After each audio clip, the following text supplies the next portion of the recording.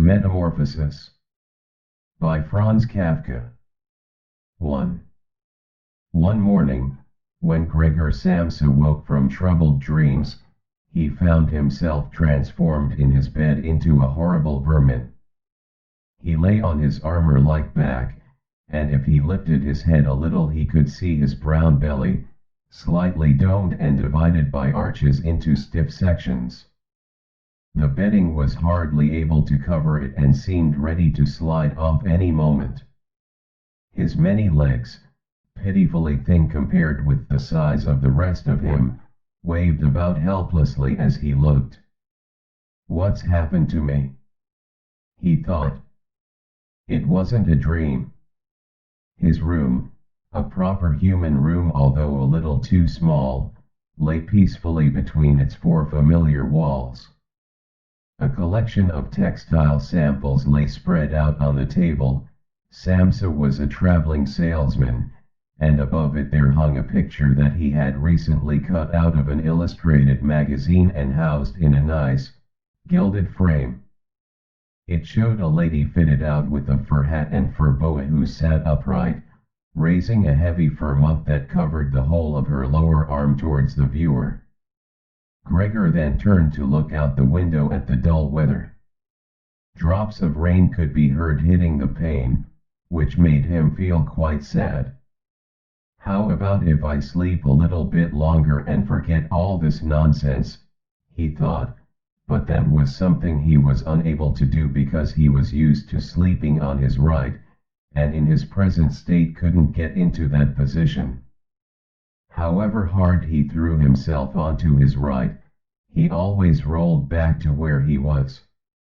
He must have tried it 100 times, shut his eyes so that he wouldn't have to look at the floundering legs, and only stopped when he began to feel a mild, dull pain there that he had never felt before.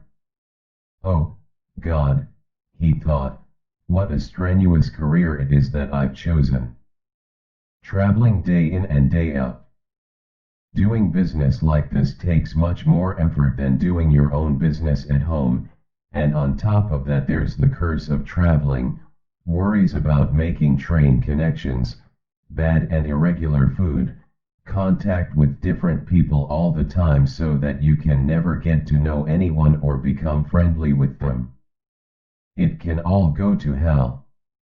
He felt a slight itch up on his belly, pushed himself slowly up on his back towards the headboard so that he could lift his head better, found where the itch was, and saw that it was covered with lots of little white spots which he didn't know what to make of, and when he tried to feel the place with one of his legs he drew it quickly back because as soon as he touched it he was overcome by a cold shudder. He slid back into his former position. "Getting up early all the time," he thought, "it makes you stupid. You've got to get enough sleep. Other traveling salesmen live a life of luxury.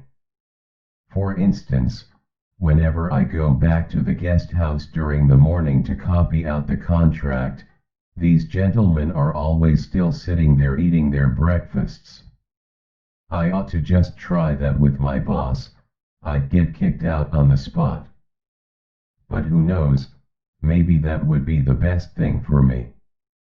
If I didn't have my parents to think about I'd have given in my notice a long time ago. I'd have gone up to the boss and told him just what I think, tell him everything I would, let him know just what I feel. He'd fall right off his desk. And it's a funny sort of business to be sitting up there at your desk, talking down at your subordinates from up there, especially when you have to go right up close because the boss is hard of hearing. Well, there's still some hope. Once I've got the money together to pay off my parents' debt to him, another 5 or 6 years I suppose, that's definitely what I'll do. That's when I'll make the big change. First of all though, I've got to get up, my train leaves at 5. And he looked over at the alarm clock, ticking on the chest of drawers. God in heaven, he thought. It was 6:30 and the hands were quietly moving forwards. It was even later than past, more like 7:15. Had the alarm clock not rung? He could see from the bed that it had been set for 4 o'clock as it should have been.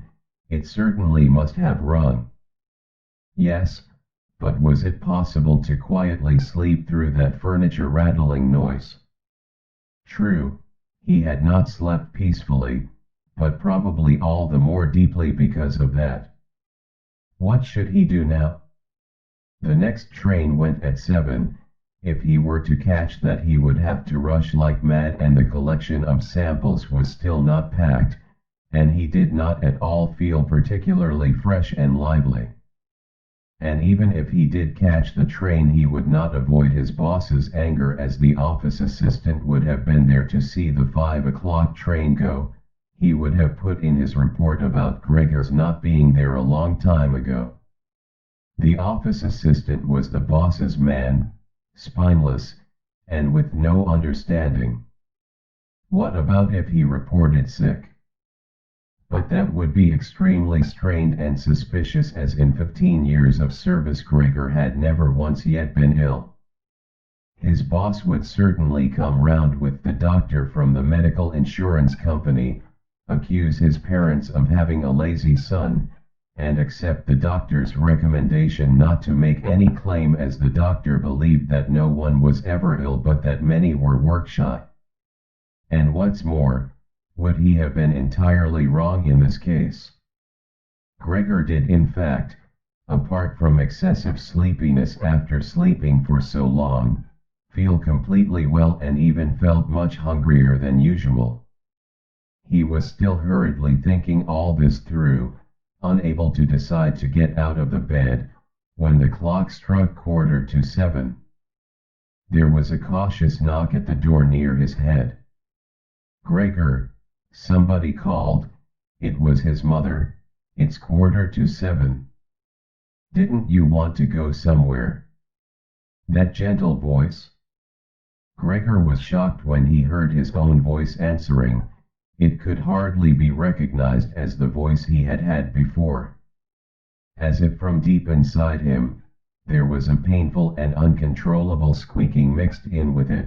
The words could be made out at first, but then there was a sort of echo which made them unclear, leaving the hearer unsure whether he had heard properly or not. Gregor had wanted to give a full answer and explain everything, but in the circumstances contented himself with saying, "Yes, mother, yes, thank you, I'm getting up now." The change in Gregor's voice probably could not be noticed outside through the wooden door, as his mother was satisfied with this explanation and shuffled away. But this short conversation made the other members of the family aware that Gregor, against their expectations, was still at home, and soon his father came knocking at one of the side doors, gently, but with his fist. "Gregor, Gregor," he called, "what's wrong?" And after a short while he called again with a warning deepness in his voice, "Gregor, Gregor." At the other side door his sister came plaintively, "Gregor? Aren't you well? Do you need anything?" Gregor answered to both sides, "I'm ready, now," making an effort to remove all the strangeness from his voice by enunciating very carefully and putting long pauses between each individual word. His father went back to his breakfast, but his sister whispered, "Gregor, open the door, I beg of you." Gregor, however, had no thought of opening the door, and instead congratulated himself for his cautious habit, acquired from his traveling, of locking all doors at night even when he was at home. The first thing he wanted to do was to get up in peace without being disturbed, to get dressed, and most of all to have his breakfast. Only then would he consider what to do next, as he was well aware that he would not bring his thoughts to any sensible conclusions by lying in bed. remembered that he had often felt a slight pain in bed, perhaps caused by lying awkwardly, but that had always turned out to be pure imagination, and he wondered how his imaginings would slowly resolve themselves today. He did not have the slightest doubt that the change in his voice was nothing more than the first sign of a serious cold, which was an occupational hazard for traveling salesmen. It was a simple matter to throw off the covers. He only had to blow himself up a little and they fell off by themselves. But it became difficult after that, especially as he was so exceptionally broad. He would have used his arms and his hands to push himself up, but instead of them he only had all those little legs continuously moving in different directions, and which he was moreover unable to control. If he wanted to bend one of them, then that was the first one that would stretch itself out, and if he finally managed to do what he wanted with that leg, all the others seemed to be set free and would move about painfully. "This is something that can't be done in bed," Gregor said to himself, "so don't keep trying to do it." The first thing he wanted to do was get the lower part of his body out of the bed, but he had never seen this lower part, and could not imagine what it looked like. It turned out to be too hard to move, it went so slowly, and finally, almost in a frenzy, when he carelessly shoved himself forwards with all the force he could gather, he chose the wrong direction, hit hard against the lower bedpost, and learned from the burning pain he felt that the lower part of his body might well, at present, be the most sensitive. So then he tried to get the top part of his body out of the bed first, carefully turning his head to the side. This he managed quite easily, and despite its breadth and its weight, the bulk of his body eventually followed slowly in the direction of the head. But when he had at last got his head out of the bed and into the fresh air, it occurred to him that if he let himself fall it would be a miracle if his head were not injured, so he became afraid to carry on pushing himself forward the same way. And he could not knock himself out now at any price, better to stay in bed than lose consciousness. It took just as much effort to get back to where he had been earlier, but when he lay there sighing, and was once more watching his legs as they struggled against each other even harder than before, if that was possible, he could think of no way of bringing peace and order to this chaos. He told himself once more that it was not possible for him to stay in bed and that the most sensible thing to do would be to get free of it in whatever way he could at whatever sacrifice. At the same time, though, he did not forget to remind himself that calm consideration was much better than rushing to desperate conclusions. At times like this he would direct his eyes to the window and look out as clearly as he could, but unfortunately, even the other side of the narrow street was enveloped in morning fog and the view had little confidence or cheer to offer him. 7 o'clock, already, he said to himself when the clock struck again, 7 o'clock, and there's still a fog like this. And he lay there quietly a while longer, breathing lightly as if he perhaps expected the total stillness to bring things back to their real and natural state. But then he said to himself, before it strikes 7:15 I'll definitely have to have got properly out of bed. And by then somebody will have come round from work to ask what's happened to me as well, as they open up at work before 7 o'clock. And so he set himself to the task of swinging the entire length of his body out of the bed all at the same time. If he succeeded in falling out of bed in this way and kept his head raised as he did so, he could probably avoid injuring it. His back seemed to be quite hard, and probably nothing would happen to it falling onto the carpet. His main concern was for the loud noise he was bound to make, and which even through all the doors would probably raise concern if not alarm. but it was something that had to be risked. When Gregor was already sticking halfway out of the bed, the new method was more of a game than an effort. All he had to do was rock back and forth. It occurred to him how simple everything would be if somebody came to help him. Two strong people, he had his father and the maid in mind, would have been more than enough. They would only have to push their arms under the dome of his back, peel him away from the bed, bend down with the load and then be patient and careful as he swung over onto the floor, where, hopefully, the little legs would find a use. Should he really call for help though, even apart from the fact that all the doors were locked?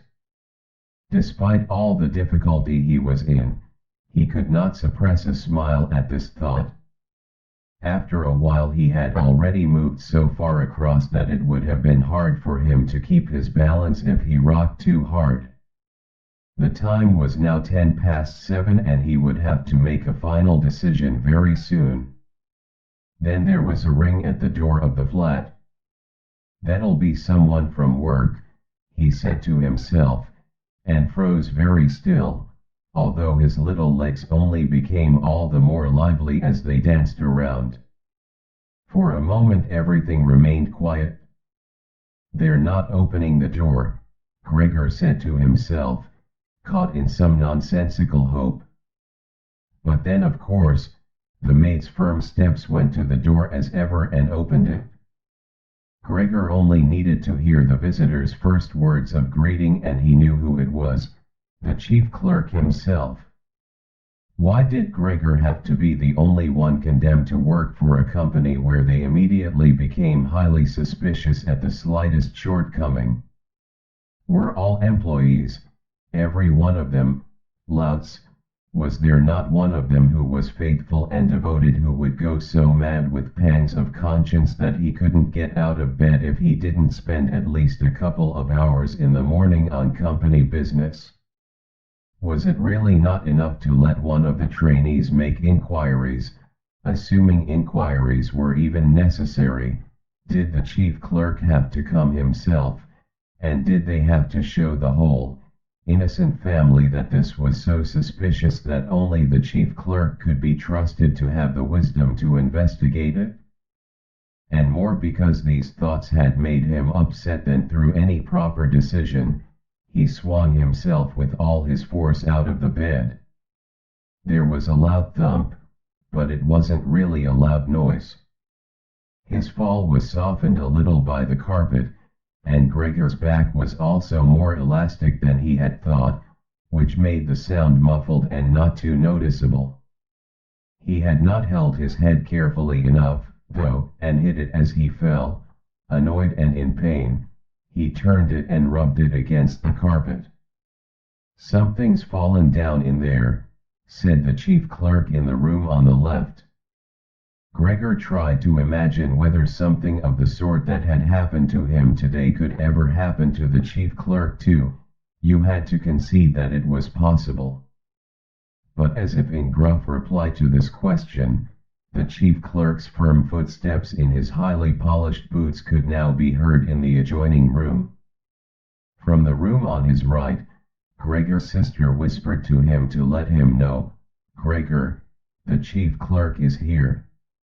"Yes, I know," said Gregor to himself, but without daring to raise his voice loud enough for his sister to hear him. "Gregor," said his father now from the room to his left, "the chief clerk has come round and wants to know why you didn't leave on the early train. We don't know what to say to him. And anyway, he wants to speak to you personally. So please open up this door. I'm sure he'll be good enough to forgive the untidiness of your room." Then the chief clerk called, "Good morning, Mr. Samsa." "He isn't well," said his mother to the chief clerk, while his father continued to speak through the door.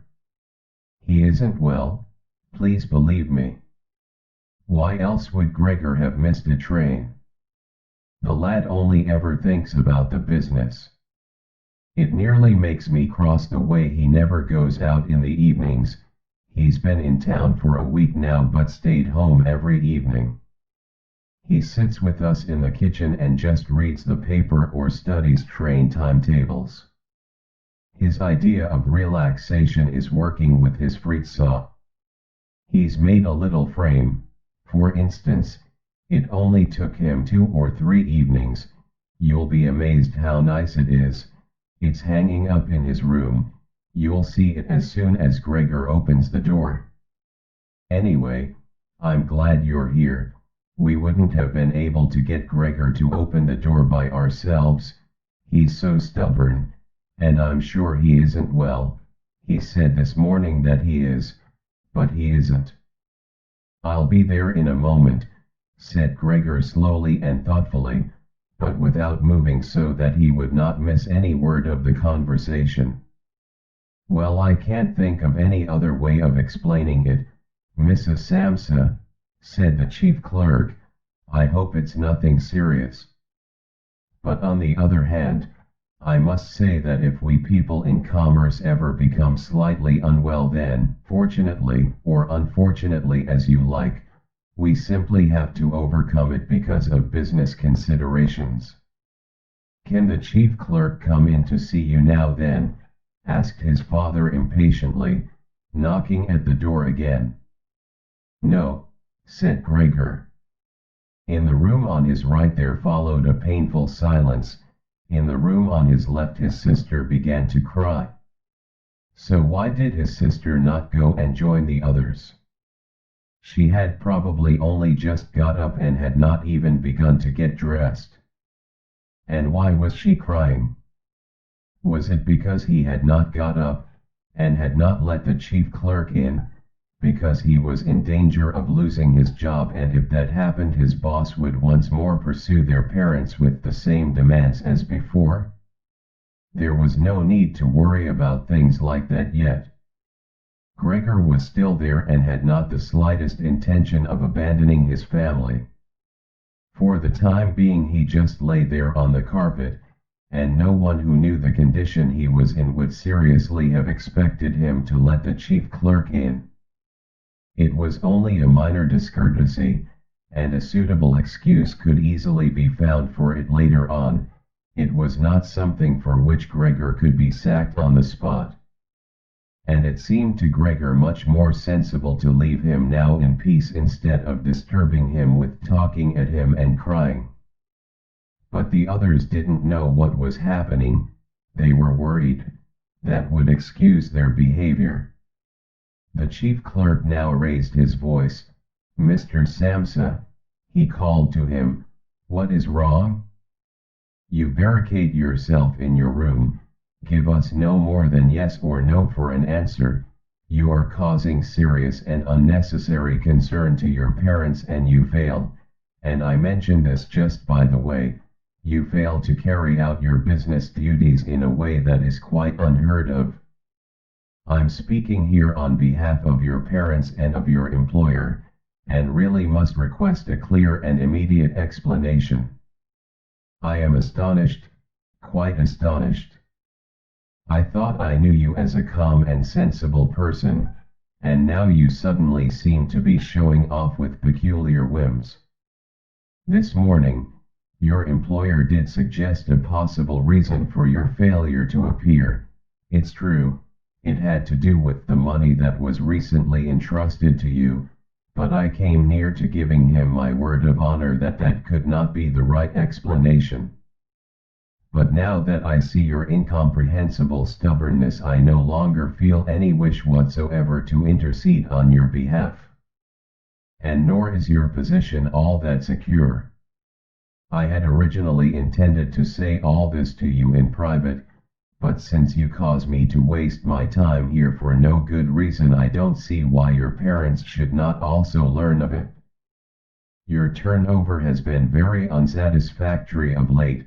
I grant you that it's not the time of year to do especially good business, we recognize that, but there simply is no time of year to do no business at all, Mr. Samsa, we cannot allow there to be.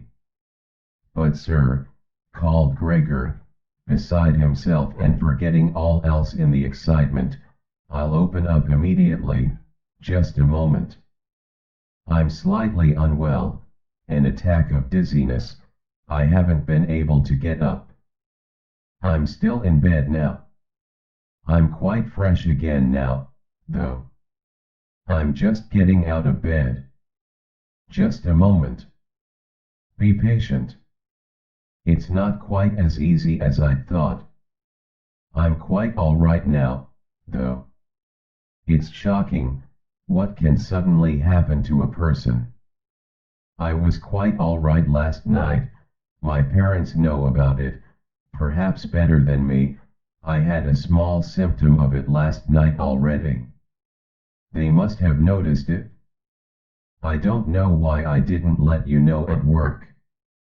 But you always think you can get over an illness without staying at home. Please, don't make my parents suffer. There's no basis for any of the accusations you're making. Nobody's ever said a word to me about any of these things. Maybe you haven't read the latest contracts I sent in. I'll set off with the 8 o'clock train, as well. These few hours of rest have given me strength. You don't need to wait, sir. I'll be in the office soon after you, and please be so good as to tell that to the boss and recommend me to him." And while Gregor gushed out these words, hardly knowing what he was saying, he made his way over to the chest of drawers. This was easily done, probably because of the practice he had already had in bed, where he now tried to get himself upright. He really did want to open the door, really did want to let them see him and to speak with the chief clerk. The others were being so insistent, and he was curious to learn what they would say when they caught sight of him.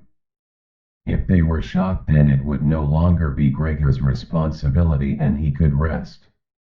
If, however, they took everything calmly, he would still have no reason to be upset, and if he hurried he really could be at the station for 8 o'clock. The first few times he tried to climb up on the smooth chest of drawers he just slid down again, but he finally gave himself one last swing and stood there upright. The lower part of his body was in serious pain, but he no longer gave any attention to it. Now he let himself fall against the back of a nearby chair and held tightly to the edges of it with his little legs. By now he had also calmed down, and kept quiet so that he could listen to what the chief clerk was saying. "Did you understand a word of all that?" the chief clerk asked his parents. "Surely he's not trying to make fools of us." "Oh, God!" called his mother, who was already in tears. "He could be seriously ill and we're making him suffer." "Great! Great!" she then cried. "Mother!" his sister called from the other side. They communicated across Gregor's room. "You'll have to go for the doctor straight away. Gregor is ill. Quick, get the doctor." "Did you hear the way Gregor spoke just now?" "That was the voice of an animal," said the chief clerk, with a calmness that was in contrast with his mother's screams. "Anna! Anna!" his father called into the kitchen through the entrance hall, clapping his hands.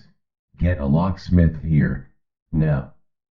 And the two girls, their skirts swishing, immediately ran out through the hall, wrenching open the front door of the flat as they went. How had his sister managed to get dressed so quickly? There was no sound of the door banging shut again. They must have left it open. People often do in homes where something awful has happened. Gregor, in contrast, had become much calmer. So they couldn't understand his words anymore, although they seemed clear enough to him, clearer than before. Perhaps his ears had become used to the sound. They had realized, though, that there was something wrong with him, and were ready to help. The first response to his situation had been confident and wise, and that made him feel better. He felt that he had been drawn back in among people, and from the doctor and the locksmith he expected great and surprising achievements, although he did not really distinguish one from the other. Whatever was said next would be crucial, so, in order to make his voice as clear as possible, he coughed a little, but taking care to do this not too loudly, as even this might well sound different from the way that a human coughs, and he was no longer sure he could judge this for himself. Meanwhile, it had become very quiet in the next room. Perhaps his parents were sat at the table whispering with the chief clerk, or perhaps they were all pressed against the door and listening. Gregor slowly pushed his way over to the door with the chair. Once there he let go of it and threw himself onto the door, holding himself upright against it using the adhesive on the tips of his legs. He rested there a little while to recover from the effort involved and then set himself to the task of turning the key in the lock with his mouth. He seemed, unfortunately, to have no proper teeth. How was he, then, to grasp the key? But the lack of teeth was, of course, made up for with a very strong jaw. Using the jaw, he really was able to start the key turning, ignoring the fact that he must have been causing some kind of damage as a brown fluid came from his mouth, flowed over the key and dripped onto the floor. "Listen," said the chief clerk in the next room, "he's turning the key." Gregor was greatly encouraged by this, but they all should have been calling to him, his father and his mother too. "Well done, Gregor," they should have cried. "Keep at it, keep hold of the lock." And with the idea that they were all excitedly following his efforts, he bit on the key with all his strength, paying no attention to the pain he was causing himself. As the key turned round, he turned around the lock with it, only holding himself upright with his mouth, and hung onto the key or pushed it down again with the whole weight of his body as needed.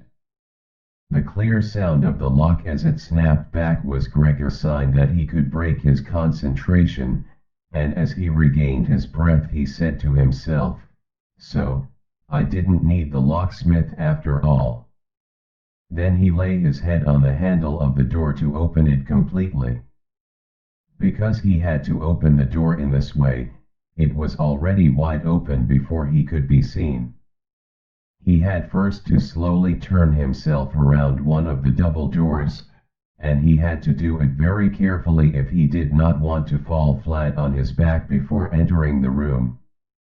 He was still occupied with this difficult movement, unable to pay attention to anything else, when he heard the chief clerk exclaim aloud, "Oh," which sounded like the soughing of the wind. Now he also saw him. He was the nearest to the door, his hand pressed against his open mouth and slowly retreating as if driven by a steady and invisible force. Gregor's mother, her hair still disheveled from bed despite the chief clerk's being there, looked at his father.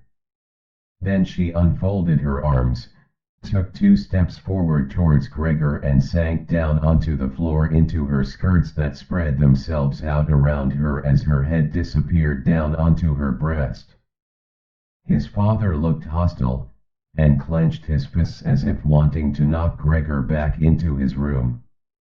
Then he looked uncertainly round the living room, covered his eyes with his hands and wept so that his powerful chest shook. So Gregor did not go into the room, but leaned against the inside of the other door which was still held bolted in place. In this way only half of his body could be seen, along with his head above it, which he leaned over to one side as he peered out at the others. Meanwhile the day had become much lighter, part of the endless, gray-black building on the other side of the street, which was a hospital, could be seen quite clearly with the austere and regular line of windows piercing its facade. The rain was still falling, now throwing down large, individual droplets which hit the ground one at a time. The washing up from breakfast lay on the table. There was so much of it because, for Gregor's father, breakfast was the most important meal of the day, and he would stretch it out for several hours as he sat reading a number of different newspapers. On the wall exactly opposite there was a photograph of Gregor when he was a lieutenant in the army, his sword in his hand and a carefree smile on his face as he called forth respect for his uniform and bearing. The door to the entrance hall was open, and as the front door of the flat was also open he could see onto the landing and the stairs where they began their way down below. "Now, then," said Gregor, well aware that he was the only one to have kept calm, "I'll get dressed straight away now, pack up my samples and set off. Will you please just let me leave? You can see," he said to the chief clerk, "that I'm not stubborn and I like to do my job. Being a commercial traveler is arduous, but without traveling I couldn't earn my living. So where are you going? Into the office?" "Yes." "Will you report everything accurately, then?" It's quite possible for someone to be temporarily unable to work, but that's just the right time to remember what's been achieved in the past and consider that later on, once the difficulty has been removed, he will certainly work with all the more diligence and concentration. You're well aware that I'm seriously in debt to our employer, as well as having to look after my parents and my sister, so that I'm trapped in a difficult situation, but I will work my way out of it again. Please don't make things any harder for me than they are already, and don't take sides against me at the office. I know that nobody likes the travelers. They think we earn an enormous wage as well as having a soft time of it. That's just prejudice, but they have no particular reason to think better of it. But you, sir, you have a better overview than the rest of the staff. In fact, if I can say this in confidence, a better overview than the boss himself. It's very easy for a businessman like him to make mistakes about his employees and judge them more harshly than he should. And you're also well aware that we travelers spend almost the whole year away from the office, so that we can very easily fall victim to gossip and chance and groundless complaints, and it's almost impossible to defend yourself from that sort of thing. We don't usually even hear about them, or if at all it's when we arrive back home exhausted from a trip, and that's when we feel the harmful effects of what's been going on without even knowing what caused them. Please, don't go away. At least first say something to show that you grant that I'm at least partly right." But the chief clerk had turned away as soon as Gregor had started to speak, and, with protruding lips, only stared back at him over his trembling shoulders as he left. He did not keep still for a moment while Gregor was speaking, but moved steadily towards the door without taking his eyes off him. He moved very gradually, as if there had been some secret prohibition on leaving the room. It was only when he had reached the entrance hall that he made a sudden movement, drew his foot from the living room, and rushed forward in a panic. In the hall, he stretched his right hand far out towards the stairway as if out there were some supernatural force waiting to save him. Gregor realized that it was out of the question to let the chief clerk go away in this mood if his position in the firm was not to be put into extreme danger. That was something his parents did not understand very well. Over the years, they had become convinced that this job would provide for Gregor for his entire life, and besides, they had so much to worry about at present that they had lost sight of any thought for the future. "Gregor," though, did think about the future. The chief clerk had to be held back, calmed down, convinced and finally won over. The future of Gregor and his family depended on it. If only his sister were here. She was clever. She was already in tears while Gregor was still lying peacefully on his back. And the chief clerk was a lover of women. Surely she could persuade him. She would close the front door in the entrance hall and talk him out of his shocked state. But his sister was not there. Gregor would have to do the job himself. And without considering that he still was not familiar with how well he could move about in his present state, or that his speech still might not, or probably would not, be understood, he let go of the door, pushed himself through the opening, tried to reach the chief clerk on the landing who, ridiculously, was holding onto the banister with both hands, but Gregor fell immediately over and, with a little scream as he sought something to hold onto, landed on his numerous little legs. Hardly had that happened then, for the first time that day, he began to feel all right with his body. The little legs had the solid ground under them. To his pleasure, they did exactly as he told them. They were even making the effort to carry him where he wanted to go, and he was soon believing that all his sorrows would soon be finally at an end. He held back the urge to move but swayed from side to side as he crouched there on the floor. His mother was not far away in front of him and seemed, at first, quite engrossed in herself, but then she suddenly jumped up with her arms outstretched and her fingers spread shouting, "Help! For pity's sake, help!" The way she held her head suggested she wanted to see Gregor better, but the unthinking way she was hurrying backwards showed that she did not. She had forgotten that the table was behind her with all the breakfast things on it. When she reached the table she sat quickly down on it without knowing what she was doing, without even seeming to notice that the coffee pot had been knocked over and a gush of coffee was pouring down onto the carpet. "Mother, Mother," said Gregor gently, looking up at her. He had completely forgotten the chief clerk for the moment, but could not help himself snapping in the air with his jaws at the sight of the flow of coffee. That set his mother screaming anew. She fled from the table and into the arms of his father as he rushed towards her. Gregor, though, had no time to spare for his parents now. The chief clerk had already reached the stairs. With his chin on the banister, he looked back for the last time. Gregor made a run for him. He wanted to be sure of reaching him. The chief clerk must have expected something, as he leapt down several steps at once and disappeared, his shouts resounding all around the staircase.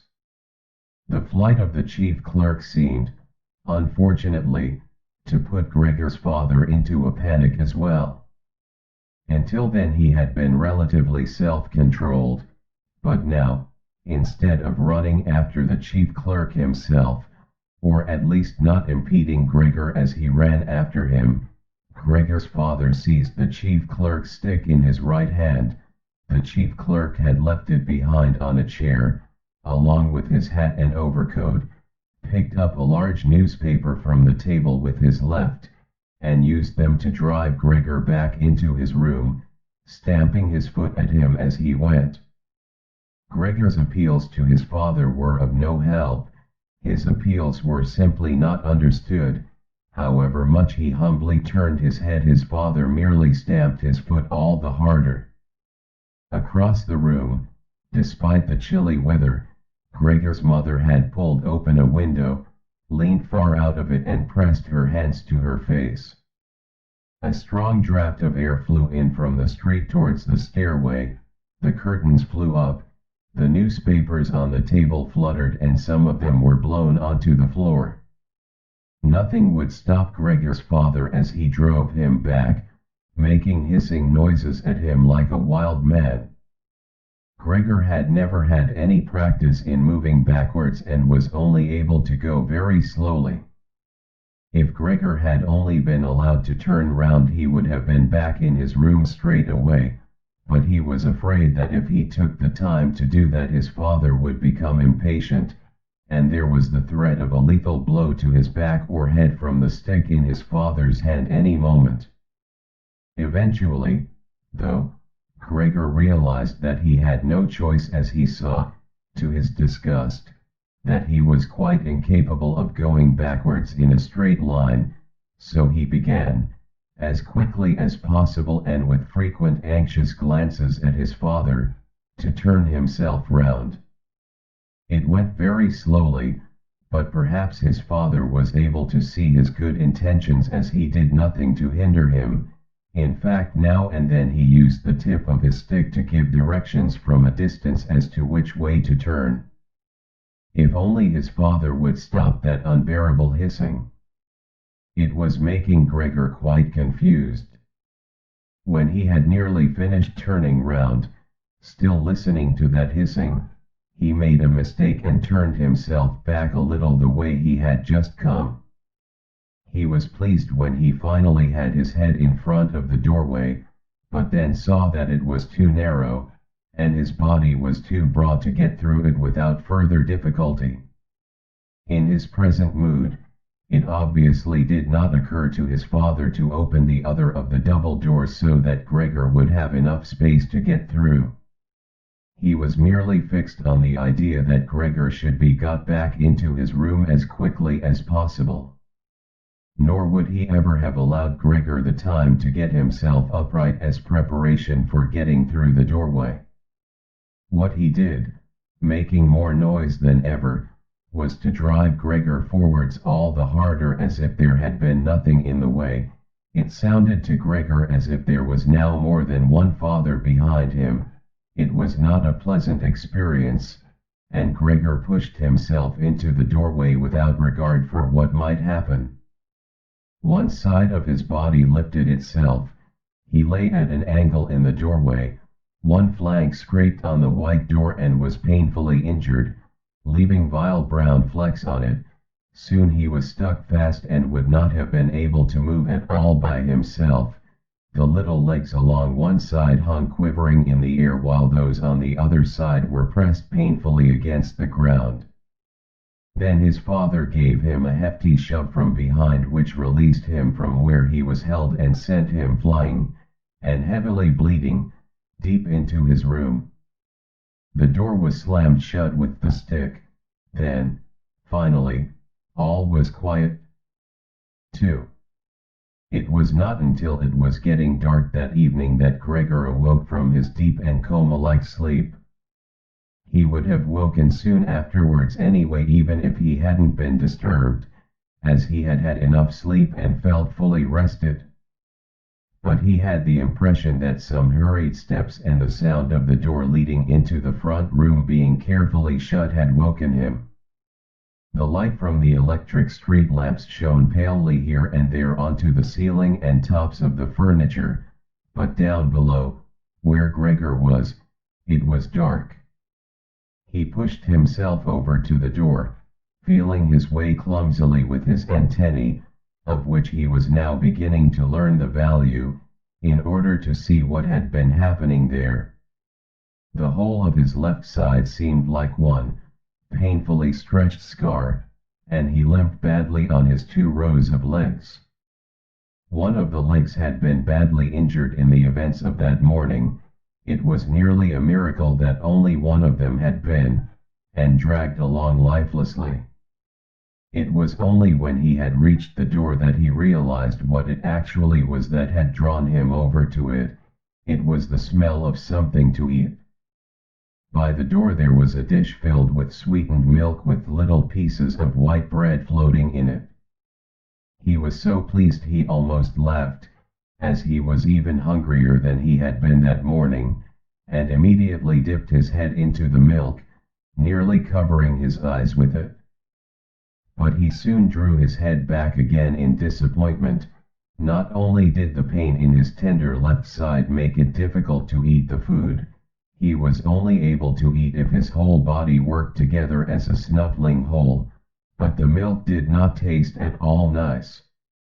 Milk like this was normally his favorite drink, and his sister had certainly left it there for him because of that, but he turned, almost against his own will, away from the dish and crawled back into the center of the room. Through the crack in the door, Gregor could see that the gas had been lit in the living room. His father at this time would normally be sat with his evening paper, reading it out in a loud voice to Gregor's mother, and sometimes to his sister, but there was now not a sound to be heard. Gregor's sister would often write and tell him about this reading, but maybe his father had lost the habit in recent times. It was so quiet all around too, even though there must have been somebody in the flat. What a quiet life it is the family lead, said Gregor to himself, and, gazing into the darkness, felt a great pride that he was able to provide a life like that in such a nice home for his sister and parents. But what now, if all this peace and wealth and comfort should come to a horrible and frightening end? That was something that Gregor did not want to think about too much, so he started to move about, crawling up and down the room. Once during that long evening, the door on one side of the room was opened very slightly and hurriedly closed again. Later on, the door on the other side did the same. It seemed that someone needed to enter the room but thought better of it. Gregor went and waited immediately by the door, resolved either to bring the timorous visitor into the room in some way or at least to find out who it was, but the door was opened no more that night and Gregor waited in vain. The previous morning, while the doors were locked, everyone had wanted to get in there to him, but now that he had opened up one of the doors and the other had clearly been unlocked sometime during the day, no one came, and the keys were in the other sides. It was not until late at night that the gaslight in the living room was put out, and now it was easy to see that his parents and sister had stayed awake all that time, as they all could be distinctly heard as they went away together on tiptoe. It was clear that no one would come into Gregor's room any more until morning. That gave him plenty of time to think undisturbed about how he would have to rearrange his life. For some reason, the tall, empty room where he was forced to remain made him feel uneasy as he lay there flat on the floor, even though he had been living in it for 5 years. Hardly aware of what he was doing other than a slight feeling of shame, he hurried under the couch. It pressed down on his back a little, and he was no longer able to lift his head, but he nonetheless felt immediately at ease, and his only regret was that his body was too broad to get it all underneath.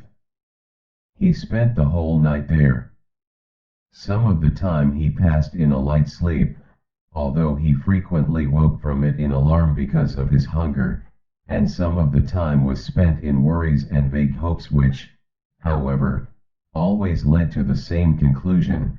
For the time being he must remain calm, he must show patience and the greatest consideration so that his family could bear the unpleasantness that he, in his present condition, was forced to impose on them.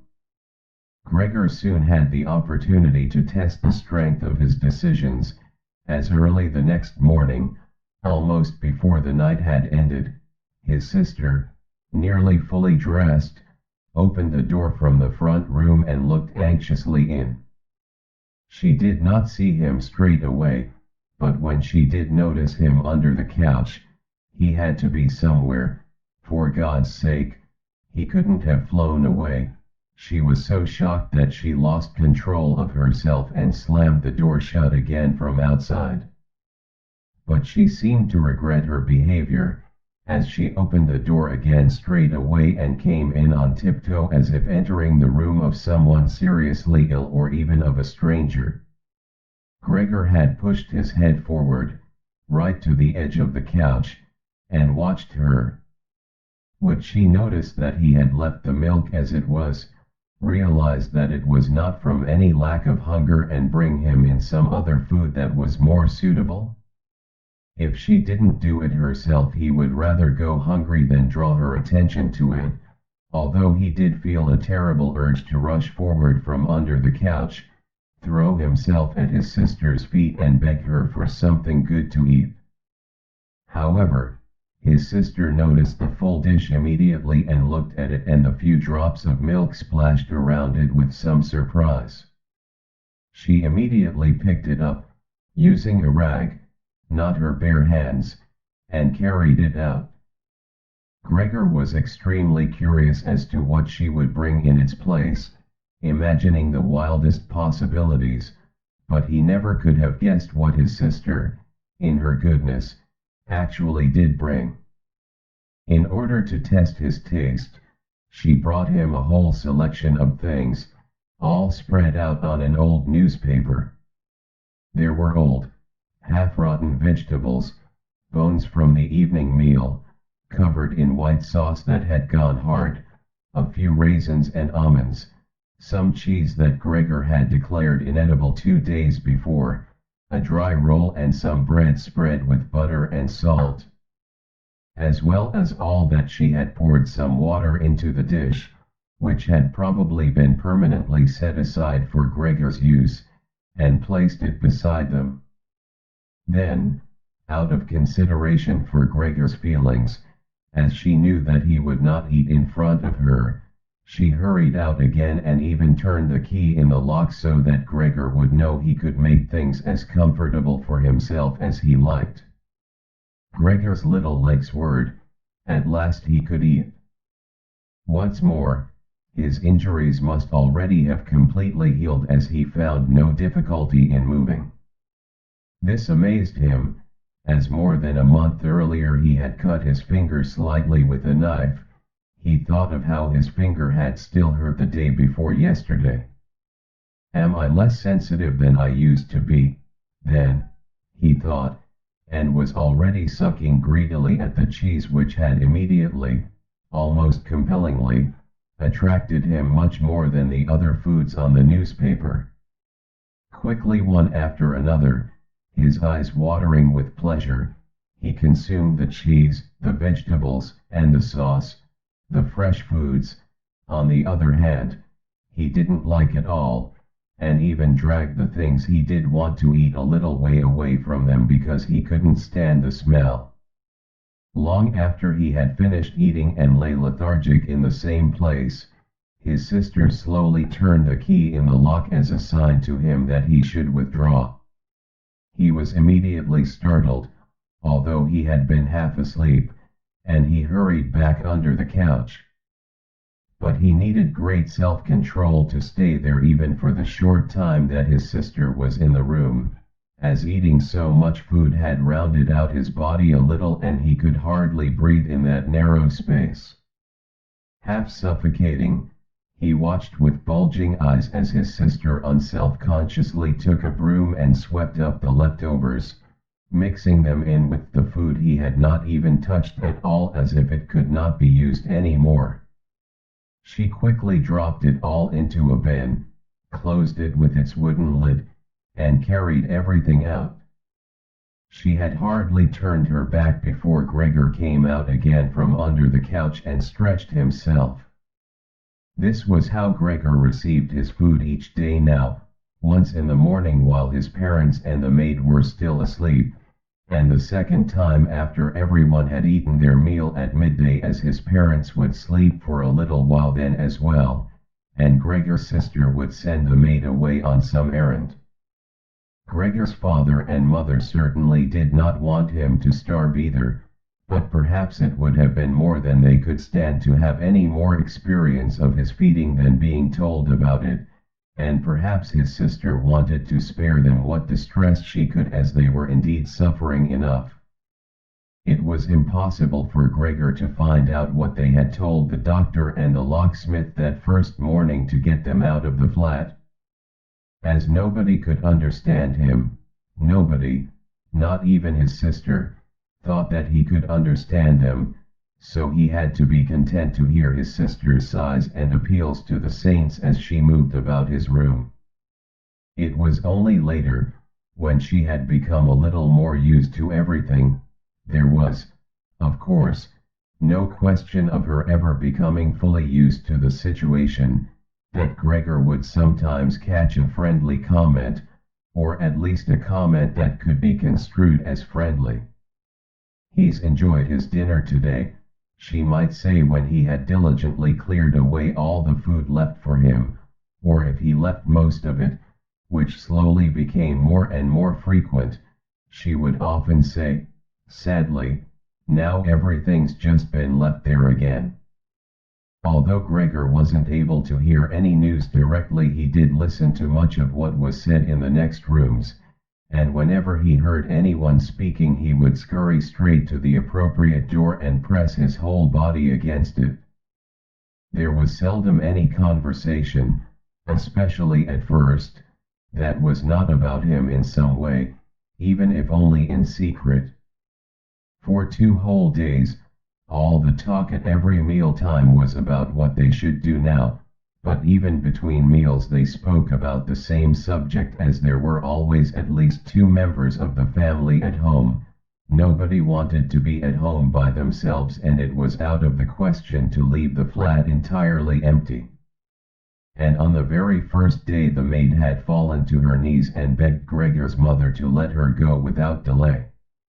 It was not very clear how much she knew of what had happened, but she left within a quarter of an hour, tearfully thanking Gregor's mother for her dismissal as if she had done her an enormous service. She even swore emphatically not to tell anyone the slightest about what had happened, even though no one had asked that of her. Now Gregor's sister also had to help his mother with the cooking, although that was not so much bother as no one ate very much. Gregor often heard how one of them would unsuccessfully urge another to eat, and receive no more answer than "No thanks, I've had enough," or something similar. No one drank very much either. His sister would sometimes ask his father whether he would like a beer, hoping for the chance to go and fetch it herself. When his father then said nothing, she would add, so that he would not feel selfish, that she could send the housekeeper for it, but then his father would close the matter with a big, loud no, and no more would be said. Even before the first day had come to an end, his father had explained to Gregor's mother and sister what their finances and prospects were. Now and then he stood up from the table and took some receipt or document from the little cash box he had saved from his business when it had collapsed 5 years earlier. Gregor heard how he opened the complicated lock and then closed it again after he had taken the item he wanted. What he heard his father say was some of the first good news that Gregor heard since he had first been incarcerated in his room. He had thought that nothing at all remained from his father's business, at least he had never told him anything different, and Gregor had never asked him about it anyway. Their business misfortune had reduced the family to a state of total despair, and Gregor's only concern at that time had been to arrange things so that they could all forget about it as quickly as possible. So then he started working especially hard, with a fiery vigor that raised him from a junior salesman to a traveling representative almost overnight, bringing with it the chance to earn money in quite different ways.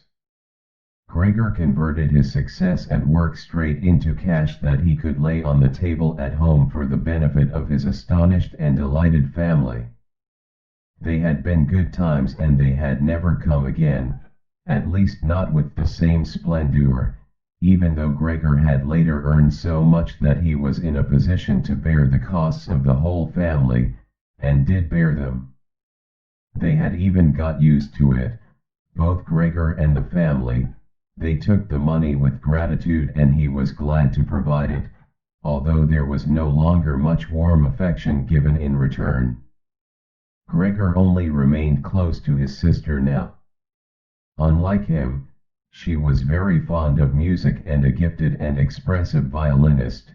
It was his secret plan to send her to the conservatory next year, even though it would cause great expense that would have to be made up for in some other way. During Gregor's short periods in town, conversation with his sister would often turn to the conservatory, but it was only ever mentioned as a lovely dream that could never be realized. Their parents did not like to hear this innocent talk, but Gregor thought about it quite hard and decided he would let them know what he planned with a grand announcement of it on Christmas Day.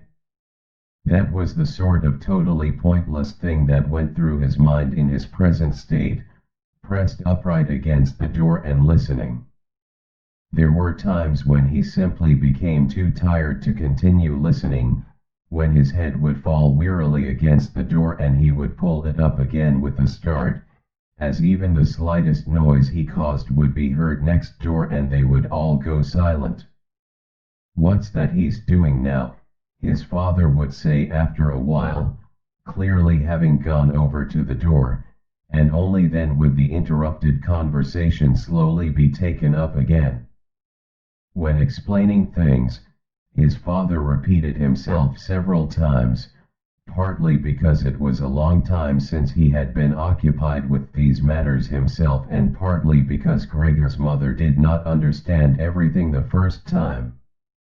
From these repeated explanations Gregor learned, to his pleasure, that despite all their misfortunes there was still some money available from the old days. It was not a lot, but it had not been touched in the meantime and some interest had accumulated. Besides that, they had not been using up all the money that Gregor had been bringing home every month, keeping only a little for himself, so that, too, had been accumulating. Behind the door, Gregor nodded with enthusiasm in his pleasure at this unexpected thrift and caution. He could actually have used the surplus money to reduce his father's debt to his boss, and the day when he could have freed himself from that job would have come much closer, but now it was certainly better the way his father had done things. This money, however, was certainly not enough to enable the family to live off the interest. It was enough to maintain them for, perhaps, 1 or 2 years, no more. That's to say, it was money that should not really be touched but set aside for emergencies. Money to live on had to be earned. His father was healthy but old, and lacking in self-confidence. During the 5 years that he had not been working, the first holiday in a life that had been full of strain and no success, he had put on a lot of weight and become very slow and clumsy. Would Gregor's elderly mother now have to go and earn money? She suffered from asthma and it was a strain for her just to move about the home. Every other day would be spent struggling for breath on the sofa by the open window. Would his sister have to go and earn money? She was still a child of 17. Her life up till then had been very enviable, consisting of wearing nice clothes, sleeping late, helping out in the business, joining in with a few modest pleasures, and most of all playing the violin. Whenever they began to talk of the need to earn money, Gregor would always first let go of the door and then throw himself onto the cool, leather sofa next to it, as he became quite hot with shame and regret. He would often lie there the whole night through, not sleeping a wink but scratching at the leather for hours on end. Or he might go to all the effort of pushing a chair to the window, climbing up onto the sill and, propped up in the chair, leaning on the window to stare out of it. He had used to feel a great sense of freedom from doing this, but doing it now was obviously something more remembered than experienced, as what he actually saw in this way was becoming less distinct every day. Even things that were quite near, he had used to curse the ever-present view of the hospital across the street, but now he could not see it at all, and if he had not known that he lived in Charlottenstrasse, which was a quiet street despite being in the middle of the city, he could have thought that he was looking out the window at a barren waste where the gray sky and the gray earth mingled inseparably.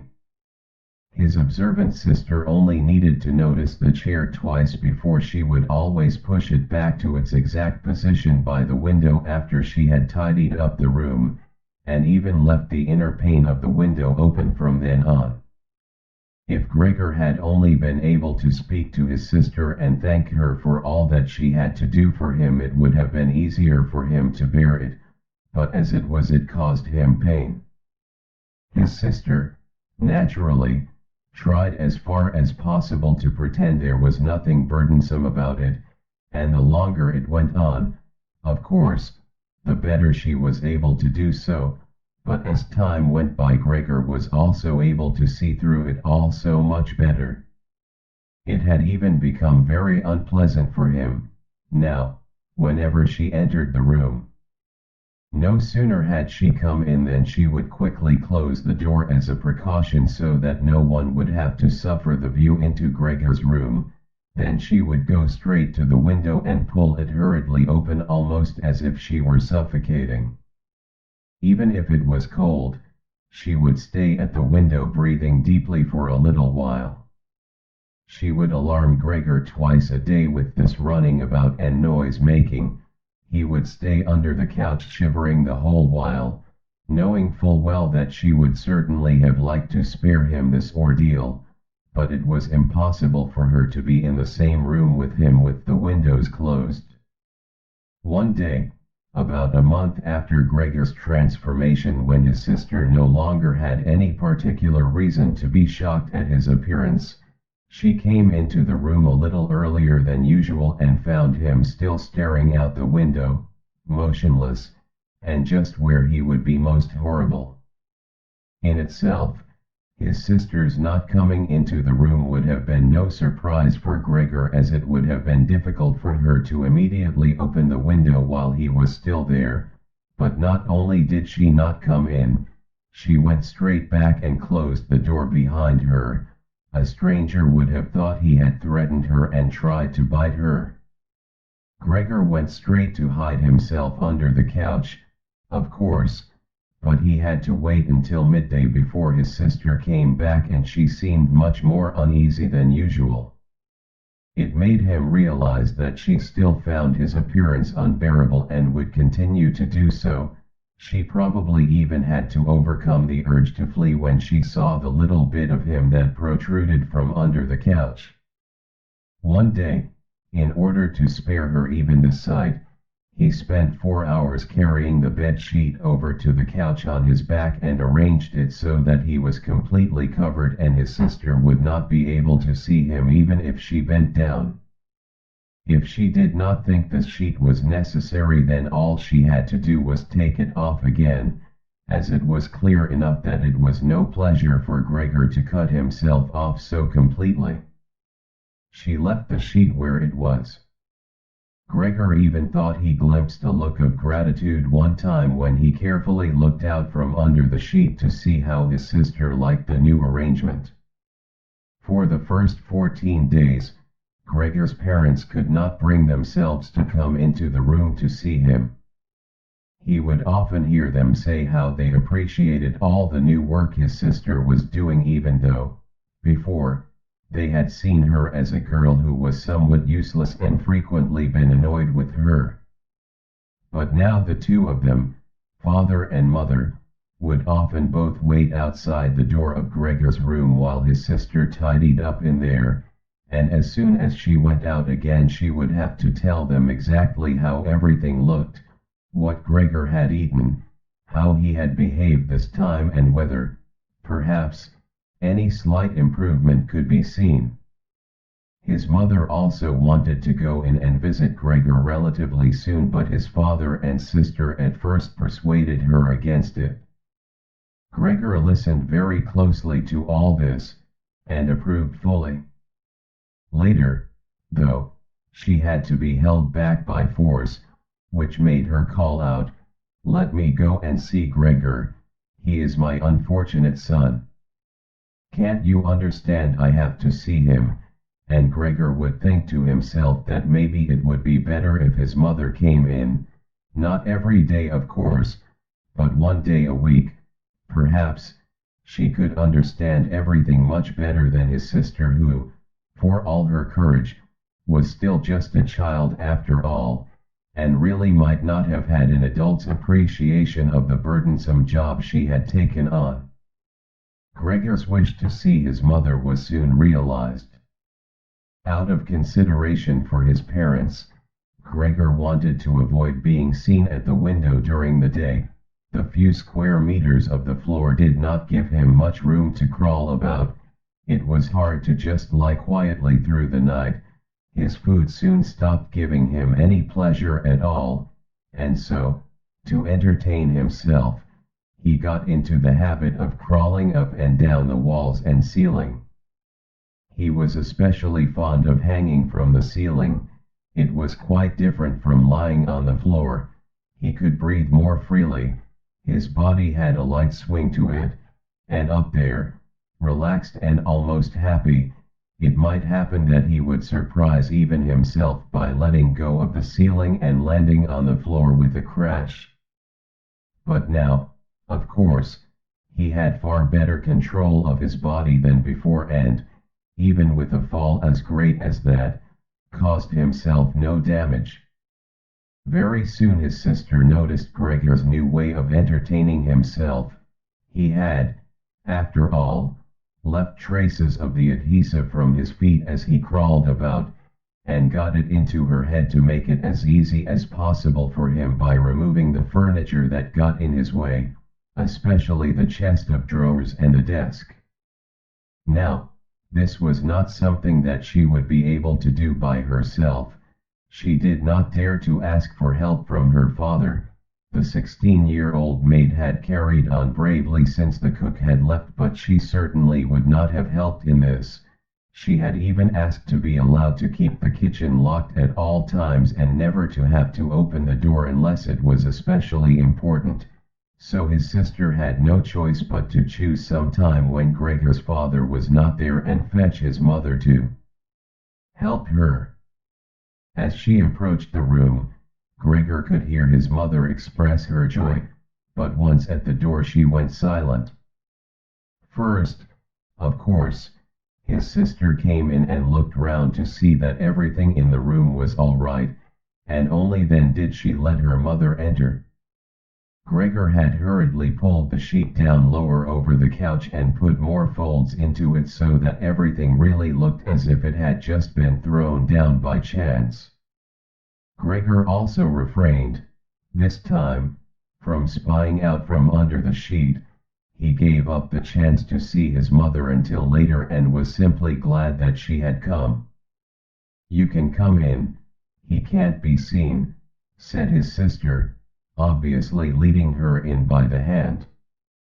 The old chest of drawers was too heavy for a pair of feeble women to be heaving about, but Gregor listened as they pushed it from its place, his sister always taking on the heaviest part of the work for herself and ignoring her mother's warnings that she would strain herself. This lasted a very long time. After laboring at it for 15 minutes or more, his mother said it would be better to leave the chest where it was.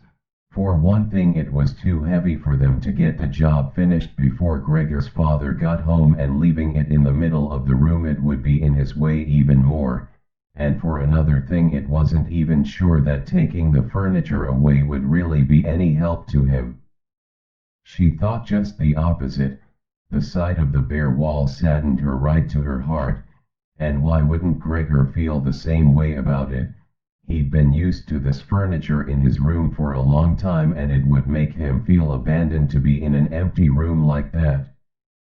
Then, quietly, almost whispering as if wanting Gregor, whose whereabouts she did not know, to hear not even the tone of her voice, as she was convinced that he did not understand her words, she added, "And by taking the furniture away, won't it seem like we're showing that we've given up all hope of improvement and we're abandoning him to cope for himself?" I think it'd be best to leave the room exactly the way it was before so that when Gregor comes back to us again he'll find everything unchanged and he'll be able to forget the time in between all the easier. Hearing these words from his mother made Gregor realize that the lack of any direct human communication, along with the monotonous life led by the family during these 2 months, must have made him confused. He could think of no other way of explaining to himself why he had seriously wanted his room emptied out. Had he really wanted to transform his room into a cave, a warm room fitted out with the nice furniture he had inherited? That would have let him crawl around unimpeded in any direction, but it would also have let him quickly forget his past when he had still been human. He had come very close to forgetting, and it had only been the voice of his mother, unheard for so long, that had shaken him out of it. Nothing should be removed, everything had to stay. He could not do without the good influence the furniture had on his condition, and if the furniture made it difficult for him to crawl about mindlessly, that was not a loss but a great advantage. His sister, unfortunately, did not agree. She had become used to the idea, not without reason, that she was Gregor's spokesman to his parents about the things that concerned him. This meant that his mother's advice now was sufficient reason for her to insist on removing not only the chest of drawers and the desk, as she had thought at first, but all the furniture apart from the all-important couch. It was more than childish perversity, of course, or the unexpected confidence she had recently acquired, that made her insist. She had indeed noticed that Gregor needed a lot of room to crawl about in, whereas the furniture, as far as anyone could see, was of no use to him at all. Girls of that age, though, do become enthusiastic about things and feel they must get their way whenever they can. Perhaps this was what tempted Greet to make Gregor's situation seem even more shocking than it was, so that she could do even more for him. Greet would probably be the only one who would dare enter a room dominated by Gregor crawling about the bare walls by himself. So she refused to let her mother dissuade her. Gregor's mother already looked uneasy in his room. She soon stopped speaking and helped Gregor's sister to get the chest of drawers out with what strength she had. The chest of drawers was something that Gregor could do without if he had to, but the writing desk had to stay. Hardly had the two women pushed the chest of drawers, groaning, out of the room than Gregor poked his head out from under the couch to see what he could do about it. He meant to be as careful and considerate as he could, but, unfortunately, it was his mother who came back first, while Greet in the next room had her arms round the chest, pushing and pulling at it from side to side by herself without, of course, moving it an inch. His mother was not used to the sight of Gregor. He might have made her ill, so Gregor hurried backwards to the far end of the couch. In his startlement, though, he was not able to prevent the sheet at its front from moving a little. It was enough to attract his mother's attention. She stood very still, remained there a moment, and then went back out to greet. Gregor kept trying to assure himself that nothing unusual was happening. It was just a few pieces of furniture being moved after all. But he soon had to admit that the women going to and fro, their little calls to each other, the scraping of the furniture on the floor, all these things made him feel as if he were being assailed from all sides. With his head and legs pulled in against him and his body pressed to the floor, he was forced to admit to himself that he could not stand all of this much longer. They were emptying his room out, taking away everything that was dear to him. They had already taken out the chest containing his fritza and other tools. Now they threatened to remove the writing desk with its place clearly worn into the floor, The desk where he had done his homework as a business trainee, at high school, even while he had been at infant school. He really could not wait any longer to see whether the two women's intentions were good. He had nearly forgotten they were there anyway, as they were now too tired to say anything while they worked, and he could only hear their feet as they stepped heavily on the floor. So, while the women were leaned against the desk in the other room catching their breath, he sallied out, changed direction 4 times, not knowing what he should say first before his attention was suddenly caught by the picture on the wall, which was already denuded of everything else that had been on it, of the lady dressed in copious fur. He hurried up onto the picture and pressed himself against its glass. It held him firmly and felt good on his hot belly. This picture, at least, now totally covered by Gregor, would certainly be taken away by no one. He turned his head to face the door into the living room so that he could watch the women when they came back. They had not allowed themselves a long rest and came back quite soon. Greet had put her arm around her mother and was nearly carrying her. "What shall we take now, then?" said Greet, and looked around. Her eyes met those of Gregor on the wall. Perhaps only because her mother was there, she remained calm, bent her face to her so that she would not look round, and said, albeit hurriedly and with a tremor in her voice, "Come on, let's go back in the living room for a while." Gregor could see what Greet had in mind. She wanted to take her mother somewhere safe and then chase him down from the wall. Well, she could certainly try it. He sat unyielding on his picture. He would rather jump at Greet's face. But Greet's words had made her mother quite worried. She stepped to one side, saw the enormous brown patch against the flowers of the wallpaper, and before she even realized it was Gregor that she saw, screamed, "Oh God! Oh God!" Arms outstretched, she fell onto the couch as if she had given up everything and stayed there immobile. "Gregor!" shouted his sister, glowering at him and shaking her fist. That was the first word she had spoken to him directly since his transformation. She ran into the other room to fetch some kind of smelling salts to bring her mother out of her faint. Gregor wanted to help too.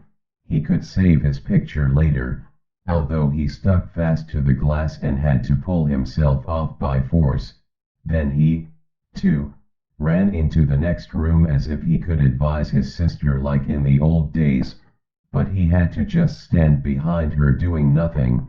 She was looking into various bottles. He startled her when she turned round. A bottle fell to the ground and broke. A splinter cut Gregor's face. Some kind of caustic medicine splashed all over him. Now, without delaying any longer, Greet took hold of all the bottles she could and ran with them into her mother.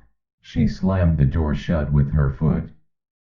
So now Gregor was shut out from his mother, who, because of him, might be near to death.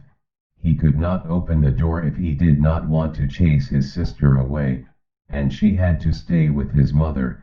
There was nothing for him to do but wait, and, oppressed with anxiety and self-reproach, he began to crawl about. He crawled over everything, walls, furniture, ceiling, and finally in his confusion as the whole room began to spin around him he fell down into the middle of the dinner table. He lay there for a while, numb and immobile. All around him it was quiet. Maybe that was a good sign.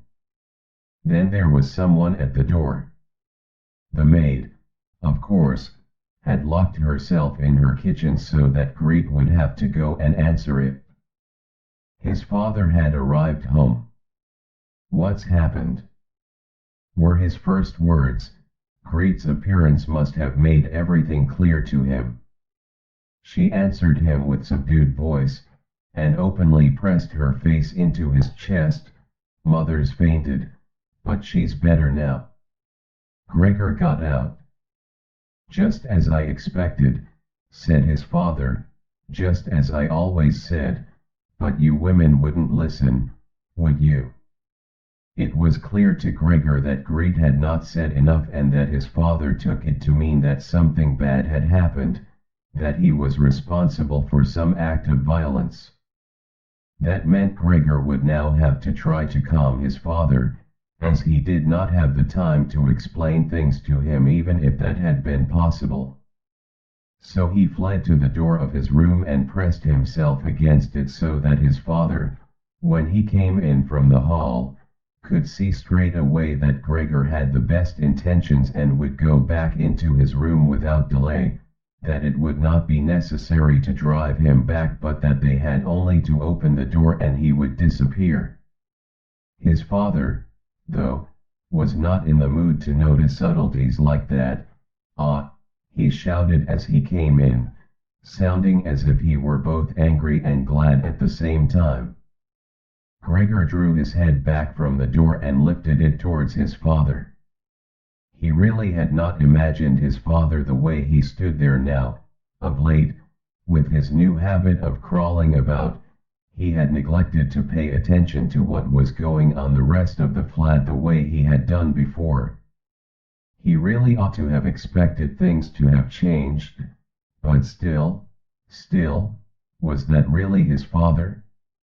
The same tired man as used to be laying there entombed in his bed when Gregor came back from his business trips, who would receive him sitting in the armchair in his nightgown when he came back in the evenings, who was hardly even able to stand up but, as a sign of his pleasure, would just raise his arms and who, on the couple of times a year when they went for a walk together on a Sunday or public holiday wrapped up tightly in his overcoat between Gregor and his mother, would always labor his way forward a little more slowly than them, who were already walking slowly for his sake, who would place his stick down carefully and, if he wanted to say something, would invariably stop and gather his companions around him.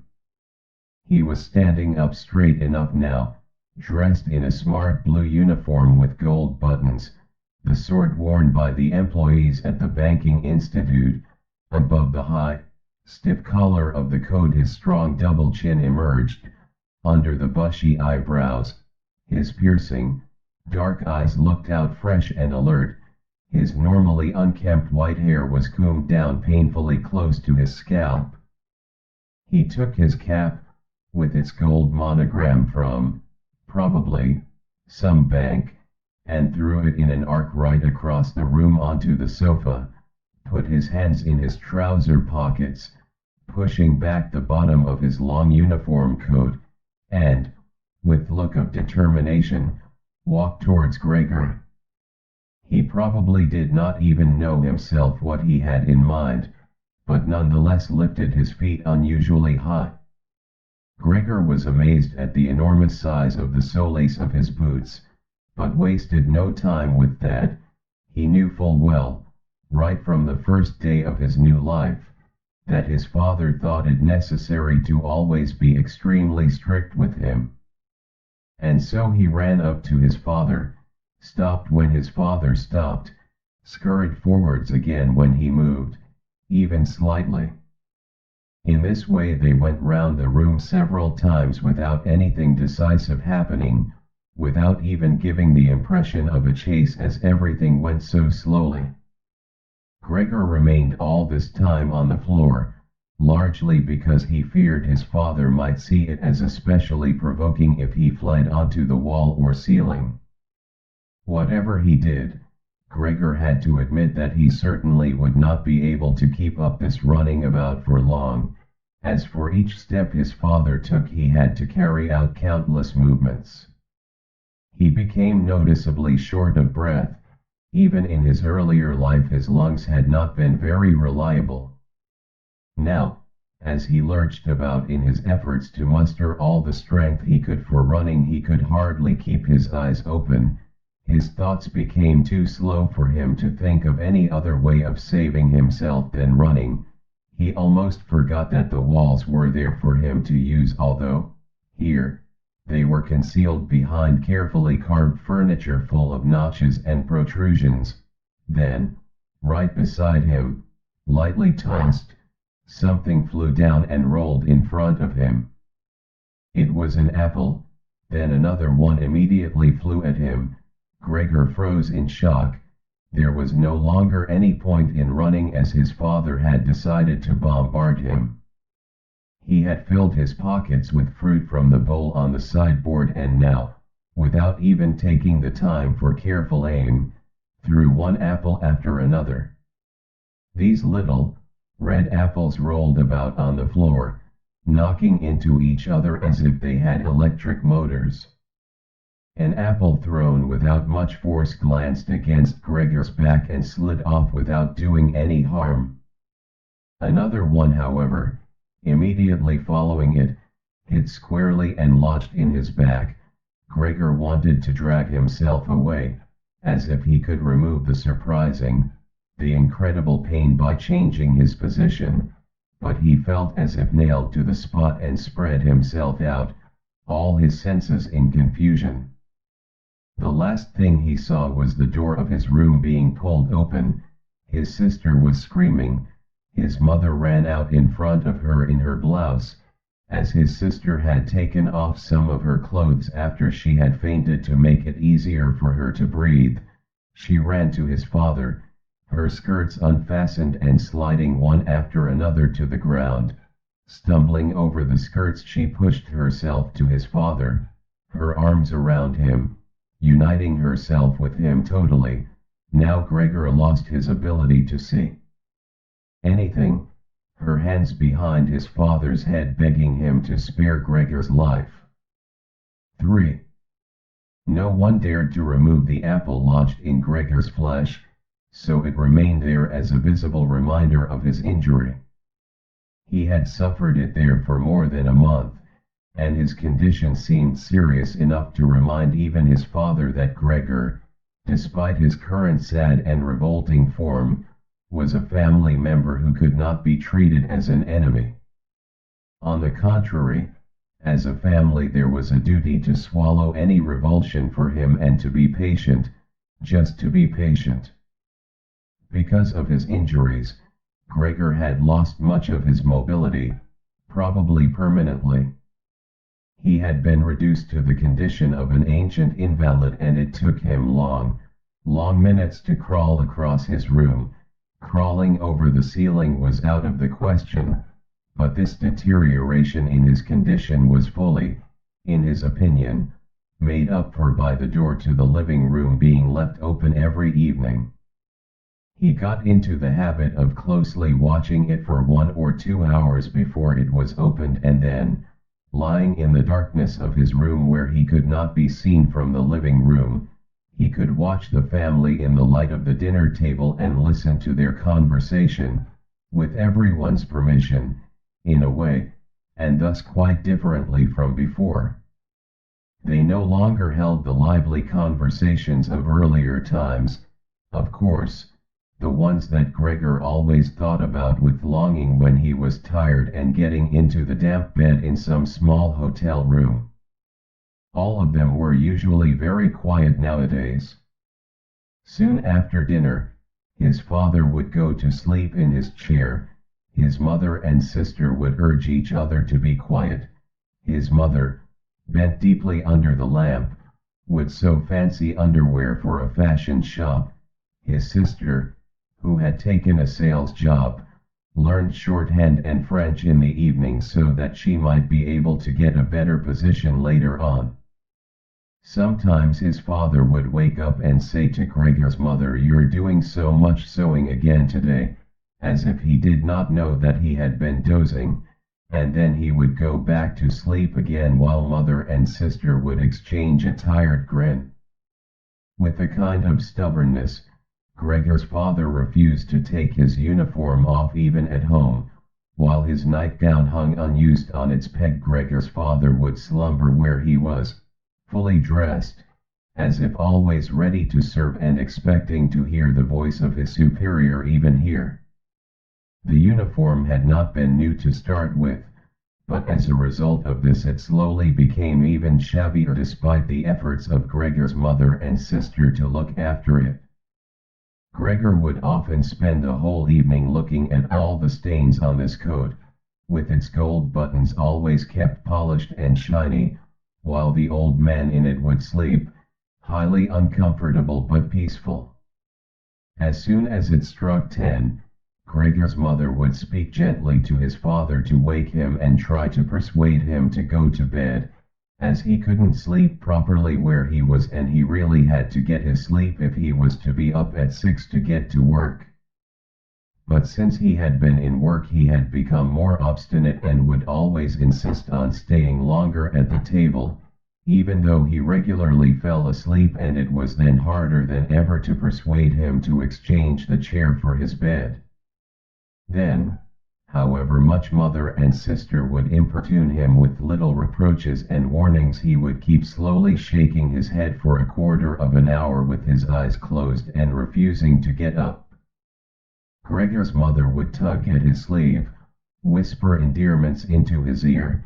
Gregor's sister would leave her work to help her mother, but nothing would have any effect on him. He would just sink deeper into his chair. Only when the two women took him under the arms he would abruptly open his eyes, look at them one after the other and say, "What a life! This is what peace I get in my old age." And supported by the two women he would lift himself up carefully as if he were carrying the greatest load himself, let the women take him to the door, send them off and carry on by himself, while Gregor's mother would throw down her needle and his sister her pen so that they could run after his father and continue being of help to him. Who, in this tired and overworked family, would have had time to give more attention to Gregor than was absolutely necessary. The household budget became even smaller, so now the maid was dismissed, an enormous, thick-boned charwoman with white hair that flapped around her head came every morning and evening to do the heaviest work. Everything else was looked after by Gregor's mother on top of the large amount of sewing work she did. Gregor even learned, listening to the evening conversation about what price they had hoped for, that several items of jewelry belonging to the family had been sold, even though both mother and sister had been very fond of wearing them at functions and celebrations. But the loudest complaint was that although the flat was much too big for their present circumstances, they could not move out of it. There was no imaginable way of transferring Gregor to the new address. He could see quite well, though, that there were more reasons than consideration for him that made it difficult for them to move. It would have been quite easy to transport him in any suitable crate with a few air holes in it. The main thing holding the family back from their decision to move was much more to do with their total despair, and the thought that they had been struck with a misfortune unlike anything experienced by anyone else they knew or were related to. They carried out absolutely everything that the world expects from poor people. Gregor's father brought bank employees their breakfast. His mother sacrificed herself by washing clothes for strangers. His sister ran back and forth behind her desk at the behest of the customers, but they just did not have the strength to do any more. And the injury in Gregor's back began to hurt as much as when it was new. After they had come back from taking his father to bed, Gregor's mother and sister would now leave their work where it was and sit close together, cheek to cheek. His mother would point to Gregor's room and say, "Close that door, Greet," and then, when he was in the dark again, they would sit in the next room and their tears would mingle, or they would simply sit there staring dry-eyed at the table. Gregor hardly slept at all, either night or day. Sometimes he would think of taking over the family's affairs, just like before. The next time the door was opened, He had long forgotten about his boss and the chief clerk, but they would appear again in his thoughts, the salesman, and the apprentices, that stupid tea-boy, 2 or 3 friends from other businesses, one of the chambermaids from a provincial hotel, a tender memory that appeared and disappeared again, a cashier from a hat shop for whom his attention had been serious but too slow. All of them appeared to him, mixed together with strangers and others he had forgotten, but instead of helping him and his family they were all of them inaccessible, and he was glad when they disappeared. Other times he was not at all in the mood to look after his family. He was filled with simple rage about the lack of attention he was shown, and although he could think of nothing he would have wanted, he made plans of how he could get into the pantry where he could take all the things he was entitled to, even if he was not hungry. Gregor's sister no longer thought about how she could please him but would hurriedly push some food or other into his room with her foot before she rushed out to work in the morning and at midday, and in the evening she would sweep it away again with the broom, indifferent as to whether it had been eaten or, more often than not, had been left totally untouched. She still cleared up the room in the evening, but now she could not have been any quicker about it. Smears of dirt were left on the walls, here and there were little balls of dust and filth. At first, Gregor went into one of the worst of these places when his sister arrived as a reproach to her, but he could have stayed there for weeks without his sister doing anything about it. She could see the dirt as well as he could, but she had simply decided to leave him to it. At the same time she became touchy in a way that was quite new for her and which everyone in the family understood. Cleaning up Gregor's room was for her and her alone. Gregor's mother did once thoroughly clean his room, and needed to use several bucketfuls of water to do it, although that much dampness also made Gregor ill and he lay flat on the couch, bitter and immobile. But his mother was to be punished still more for what she had done, as hardly had his sister arrived home in the evening than she noticed the change in Gregor's room and, highly aggrieved, ran back into the living room where, despite her mother's raised and imploring hands, she broke into convulsive tears. Her father, of course, was startled out of his chair and the 2 parents looked on astonished and helpless. Then they, too, became agitated. Gregor's father, standing to the right of his mother, accused her of not leaving the cleaning of Gregor's room to his sister. From her left, Gregor's sister screamed at her that she was never to clean Gregor's room again, while his mother tried to draw his father, who was beside himself with anger, into the bedroom. His sister, quaking with tears, thumped on the table with her small fists, and Gregor hissed in anger that no one had even thought of closing the door to save him the sight of this and all its noise. Gregor's sister was exhausted from going out to work, and looking after Gregor as she had done before was even more work for her. But even so his mother ought certainly not to have taken her place. Gregor, on the other hand, ought not to be neglected. Now, though, the charwoman was here. This elderly widow, with a robust bone structure that made her able to withstand the hardest of things in her long life, wasn't really repelled by Gregor. Just by chance one day, rather than any real curiosity, she opened the door to Gregor's room and found herself face to face with him. He was taken totally by surprise. No one was chasing him, but he began to rush to and fro while she just stood there in amazement with her hands crossed in front of her. From then on she never failed to open the door slightly every evening and morning and look briefly in on him. At first she would call to him as she did so with words that she probably considered friendly, such as "Come on then, you old dung beetle," or "Look at the old dung beetle there." Gregor never responded to being spoken to in that way, but just remained where he was without moving, as if the door had never even been opened. If only they had told this charwoman to clean up his room every day instead of letting her disturb him for no reason whenever she felt like it. One day, early in the morning, while a heavy rain struck the window panes, perhaps indicating that spring was coming, she began to speak to him in that way once again.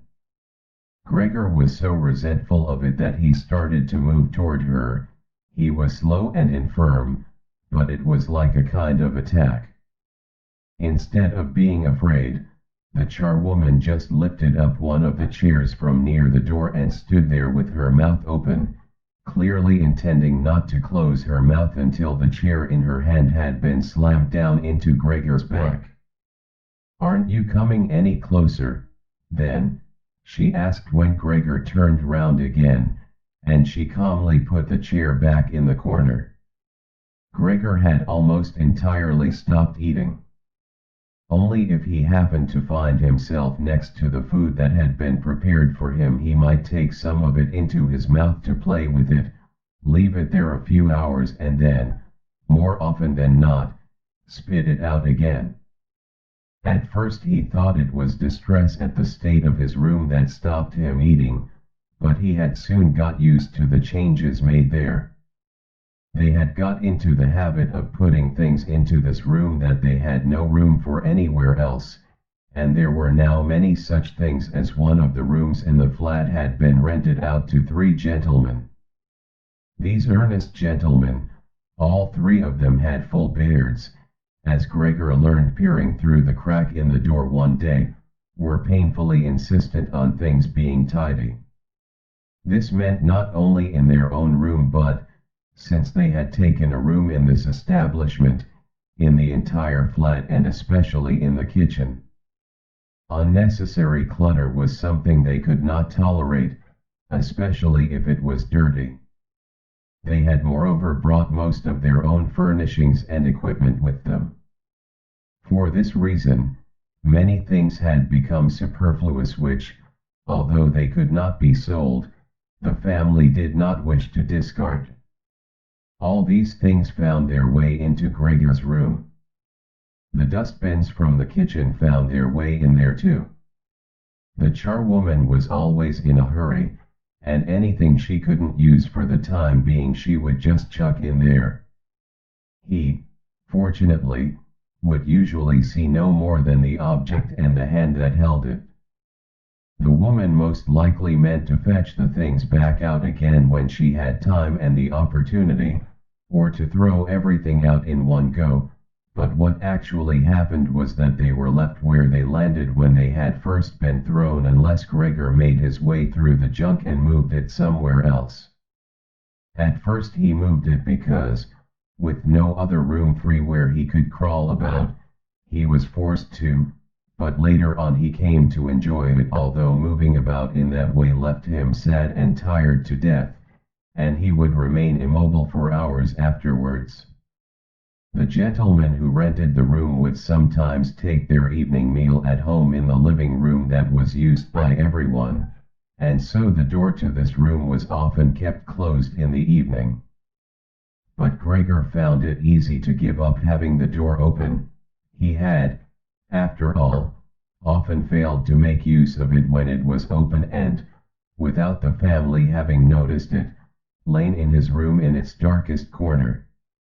One time, though, the charwoman left the door to the living room slightly open, and it remained open when the gentleman who rented the room came in the evening and the light was put on. They sat up at the table where, formerly, Gregor had taken his meals with his father and mother. They unfolded the serviettes and picked up their knives and forks. Gregor's mother immediately appeared in the doorway with a dish of meat, and soon behind her came his sister with a dish piled high with potatoes. The food was steaming, and filled the room with its smell. The gentlemen bent over the dishes set in front of them as if they wanted to test the food before eating it, and the gentleman in the middle, who seemed to count as an authority for the other two, did indeed cut off a piece of meat while it was still in its dish, clearly wishing to establish whether it was sufficiently cooked or whether it should be sent back to the kitchen. It was to his satisfaction, and Gregor's mother and sister, who had been looking on anxiously, began to breathe again and smiled. The family themselves ate in the kitchen. Nonetheless, Gregor's father came into the living room before he went into the kitchen, bowed once with his cap in his hand and did his round of the table. The gentlemen stood as one, and mumbled something into their beards. Then, once they were alone, they ate in near perfect silence. It seemed remarkable to Gregor that above all the various noises of eating their chewing teeth could still be heard, as if they had wanted to show Gregor that you need teeth in order to eat, and it was not possible to perform anything with jaws that are toothless, however nice they might be. "I'd like to eat something," said Gregor anxiously, "but not anything like they're eating. They do feed themselves. And here I am, dying." Throughout all this time, Gregor could not remember having heard the violin being played, but this evening it began to be heard from the kitchen. The three gentlemen had already finished their meal. The one in the middle had produced a newspaper, given a page to each of the others, and now they leaned back in their chairs reading them and smoking. When the violin began playing, they became attentive, stood up and went on tiptoe over to the door of the hallway, where they stood pressed against each other. Someone must have heard them in the kitchen, as Gregor's father called out, "Is the playing perhaps unpleasant for the gentlemen? We can stop it straight away." "On the contrary," said the middle gentleman, "would the young lady not like to come in and play for us here in the room, where it is, after all, much more cozy and comfortable?" "Oh yes, we'd love to," called back Gregor's father as if he had been the violin player himself. The gentleman stepped back into the room and waited. Gregor's father soon appeared with the music stand, his mother with the music and his sister with the violin. She calmly prepared everything for her to begin playing. His parents, who had never rented a room out before and therefore showed an exaggerated courtesy towards the three gentlemen, did not even dare to sit on their own chairs. His father leaned against the door with his right hand pushed in between two buttons on his uniform coat. His mother, though, was offered a seat by one of the gentlemen and sat, leaving the chair where the gentleman happened to have placed it, out of the way in a corner. His sister began to play. Father and mother paid close attention, one on each side, to the movements of her hands. Drawn in by the playing, Gregor had dared to come forward a little and already had his head in the living room. Before, he had taken great pride in how considerate he was, but now it hardly occurred to him that he had become so thoughtless about the others. What's more, there was now all the more reason to keep himself hidden, as he was covered in the dust that lay everywhere in his room and flew up at the slightest movement. He carried threads, hairs, and remains of food about on his back and sides. He was much too indifferent to everything now to lay on his back and wipe himself on the carpet like he had used to do several times a day. And despite this condition, he was not too shy to move forward a little onto the immaculate floor of the living room. No one noticed him, though. The family was totally preoccupied with the violin playing. At first, the three gentlemen had put their hands in their pockets and come up far too close behind the music stand to look at all the notes being played, and they must have disturbed Gregor's sister. But soon, in contrast with the family, they withdrew back to the window with their heads sunk and talking to each other at half volume, and they stayed by the window while Gregor's father observed them anxiously. It really now seemed very obvious that they had expected to hear some beautiful or entertaining violin playing but had been disappointed, that they had had enough of the whole performance, and it was only now out of politeness that they allowed their peace to be disturbed. It was especially unnerving, the way they all blew the smoke from their cigarettes upwards from their mouth and noses. Yet Gregor's sister was playing so beautifully.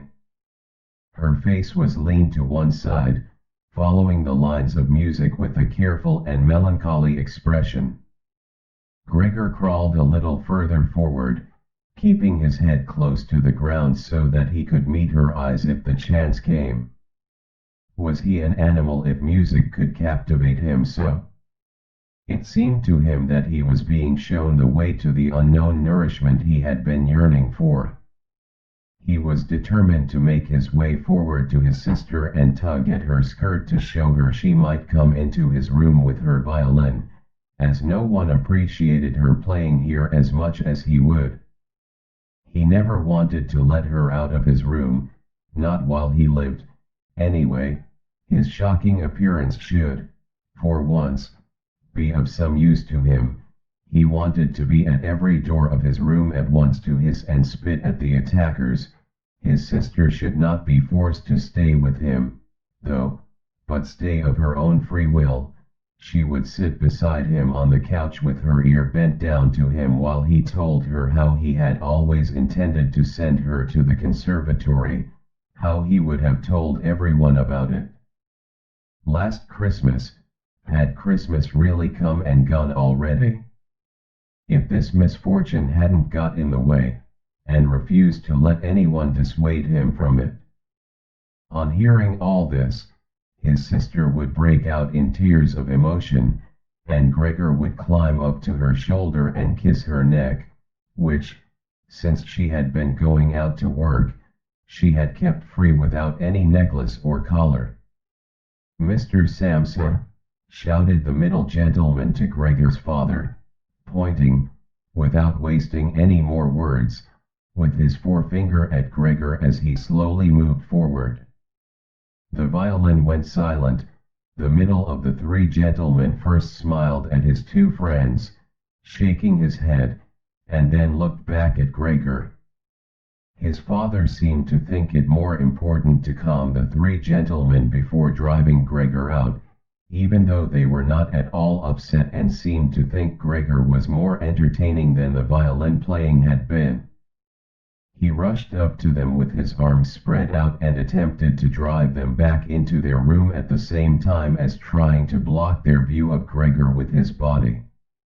Now they did become a little annoyed, and it was not clear whether it was his father's behavior that annoyed them or the dawning realization that they had had a neighbor like Gregor in the next room without knowing it. They asked Gregor's father for explanations, raised their arms like he had, tugged excitedly at their beards and moved back towards their room only very slowly. Meanwhile Gregor's sister had overcome the despair she had fallen into when her playing was suddenly interrupted.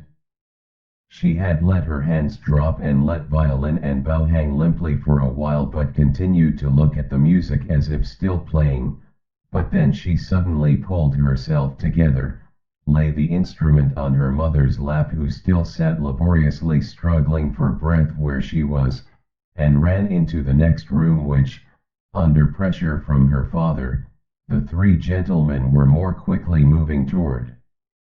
Under his sister's experienced hand, the pillows and covers on the beds flew up and were put into order, and she had already finished making the beds and slipped out again before the three gentlemen had reached the room. Gregor's father seemed so obsessed with what he was doing that he forgot all the respect he owed to his tenants. He urged them and pressed them until, when he was already at the door of the room, the middle of the three gentlemen shouted like thunder and stamped his foot and thereby brought Gregor's father to a halt.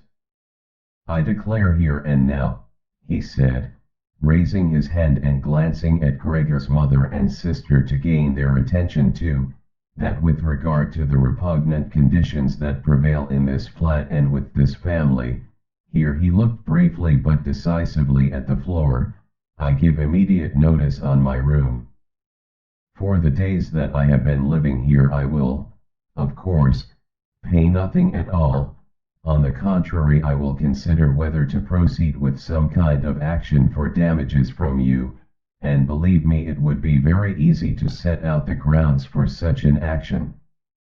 He was silent and looked straight ahead as if waiting for something. And indeed, his two friends joined in with the words, and we also give immediate notice. With that, he took hold of the door handle and slammed the door. Gregor's father staggered back to his seat, feeling his way with his hands, and fell into it.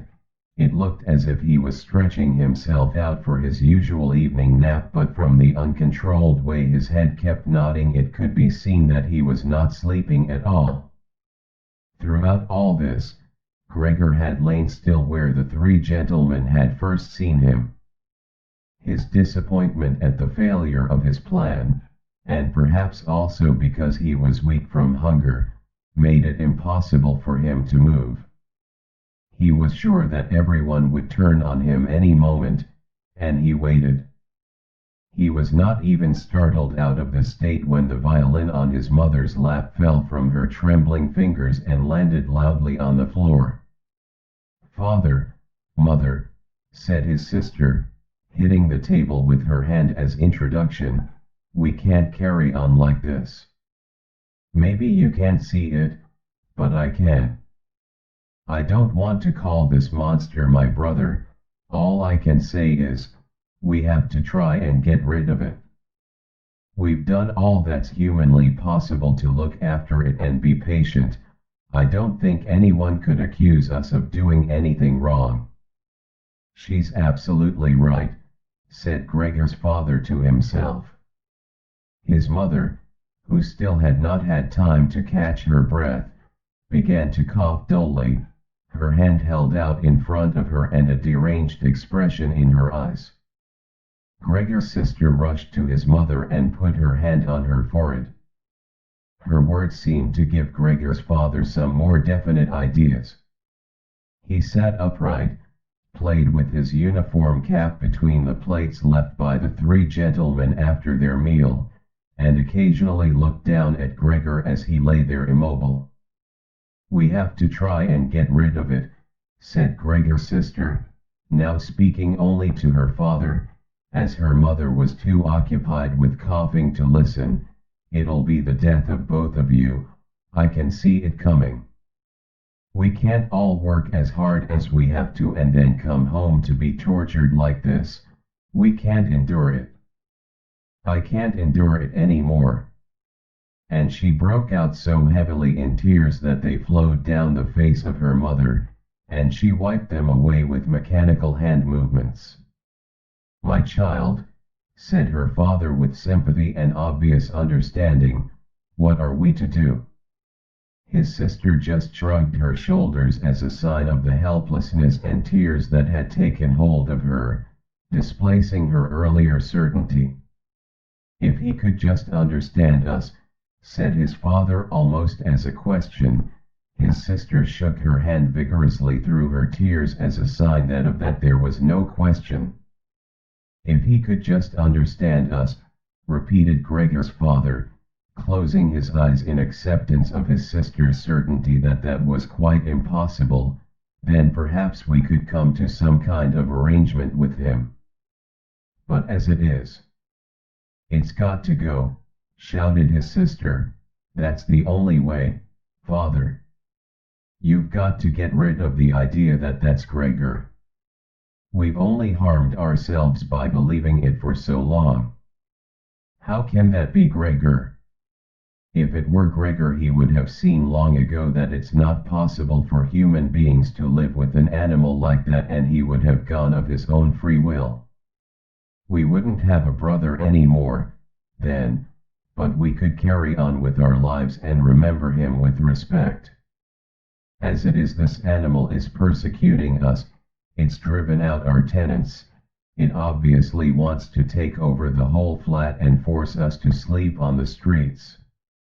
Father, look, just look, she suddenly screamed. He's starting again. In her alarm, which was totally beyond Gregor's comprehension, his sister even abandoned his mother as she pushed herself vigorously out of her chair as if more willing to sacrifice her own mother than stay anywhere near Gregor. She rushed over to behind her father, who had become excited merely because she was, and stood up, half raising his hands in front of Gregor's sister as if to protect her. But Gregor had no intention of frightening anyone, least of all his sister.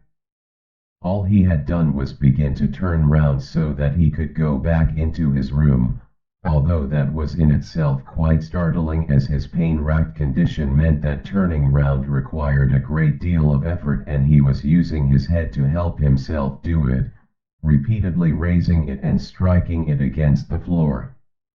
He stopped and looked round. They seemed to have realized his good intention and had only been alarmed briefly. Now they all looked at him in unhappy silence. His mother lay in her chair with her legs stretched out and pressed against each other, her eyes nearly closed with exhaustion. His sister sat next to his father with her arms around his neck. Maybe now they'll let me turn round, thought Gregor, and went back to work. He could not help panting loudly with the effort and had sometimes to stop and take a rest. No one was making him rush anymore, everything was left up to him. As soon as he had finally finished turning round, he began to move straight ahead. He was amazed at the great distance that separated him from his room, and could not understand how he had covered that distance in his weak state a little while before and almost without noticing it. He concentrated on crawling as fast as he could and hardly noticed that there was not a word, not any cry, from his family to distract him. He did not turn his head until he had reached the doorway. He did not turn it all the way round as he felt his neck becoming stiff, but it was nonetheless enough to see that nothing behind him had changed, only his sister had stood up. With his last glance he saw that his mother had now fallen completely asleep. He was hardly inside his room before the door was hurriedly shut, bolted and locked. The sudden noise behind Gregor so startled him that his little legs collapsed under him.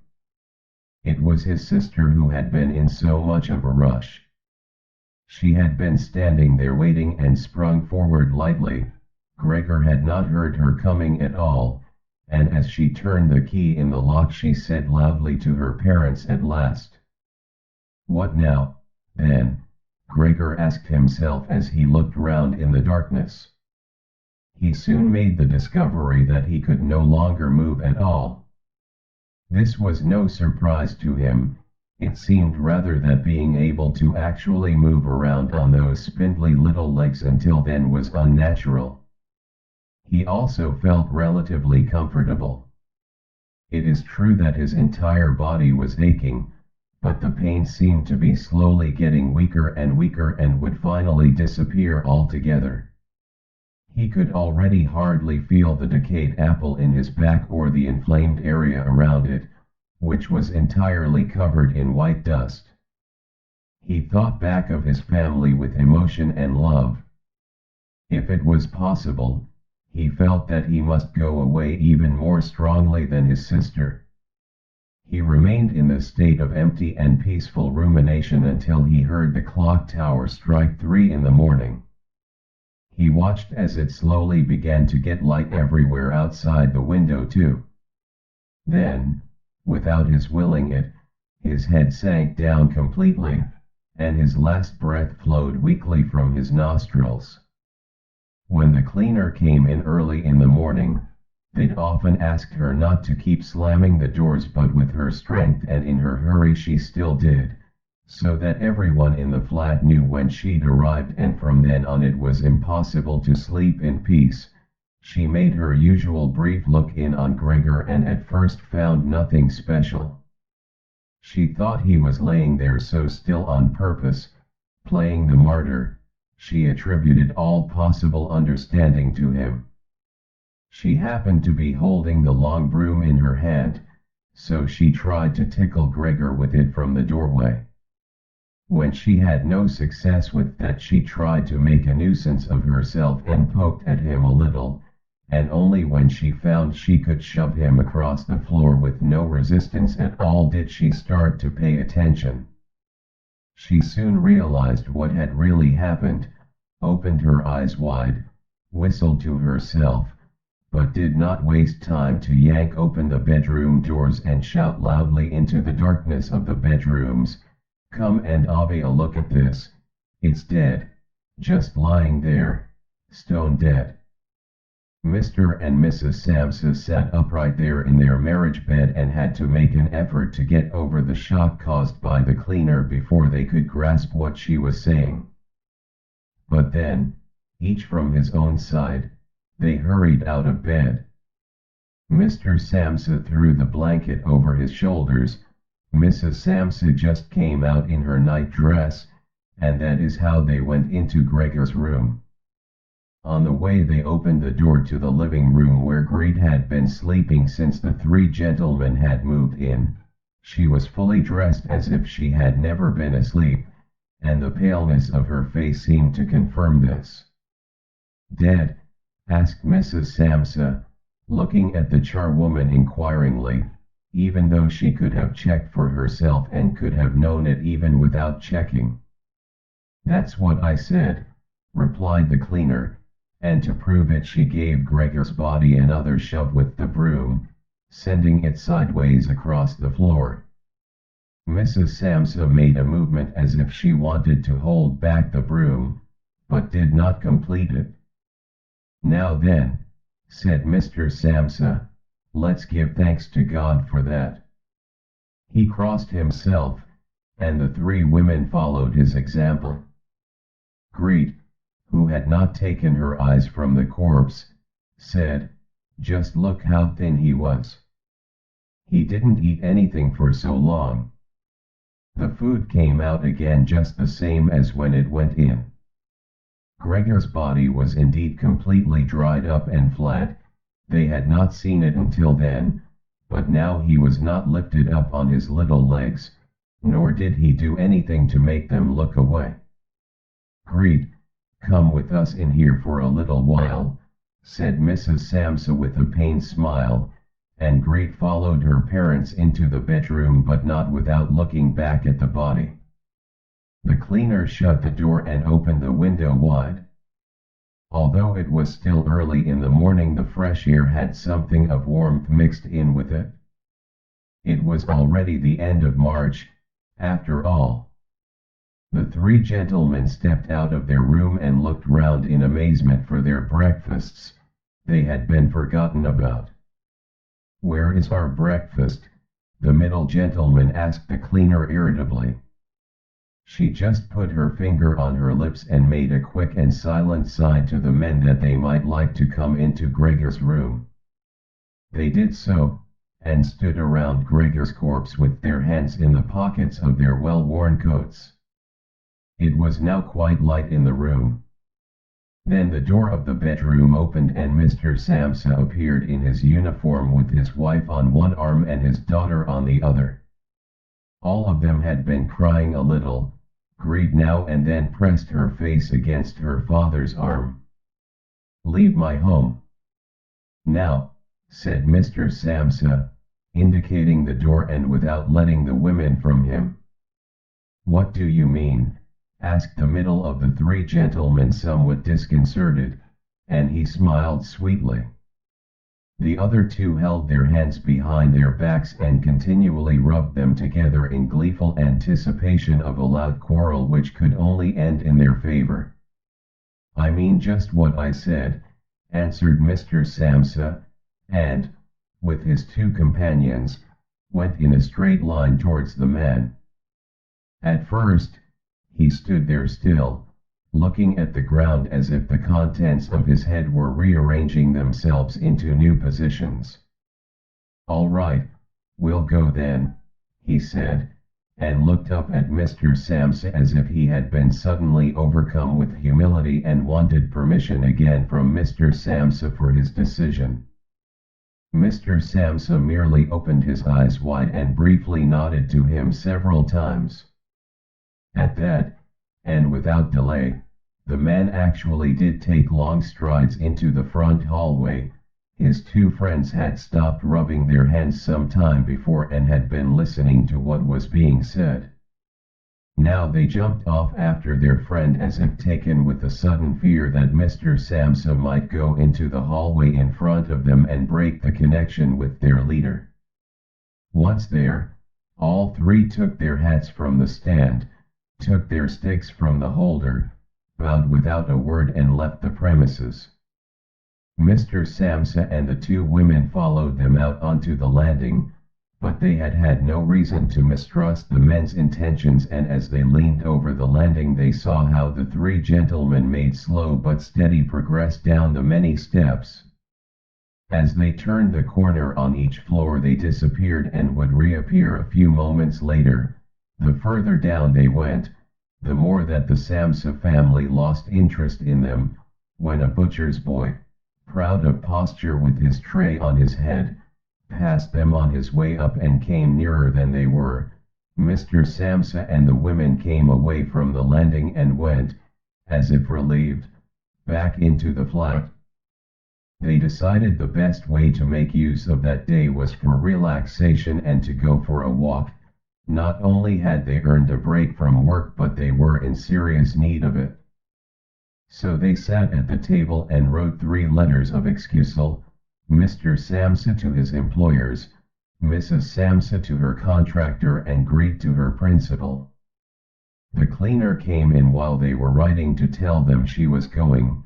She'd finished her work for that morning. The 3 of them at first just nodded without looking up from what they were writing, and it was only when the cleaner still did not seem to want to leave that they looked up in irritation. "Well?" asked Mr. Samsa. The charwoman stood in the doorway with a smile on her face as if she had some tremendous good news to report, but would only do it if she was clearly asked to. The almost vertical little ostrich feather on her hat, which had been a source of irritation to Mr. Samsa all the time she had been working for them, swayed gently in all directions.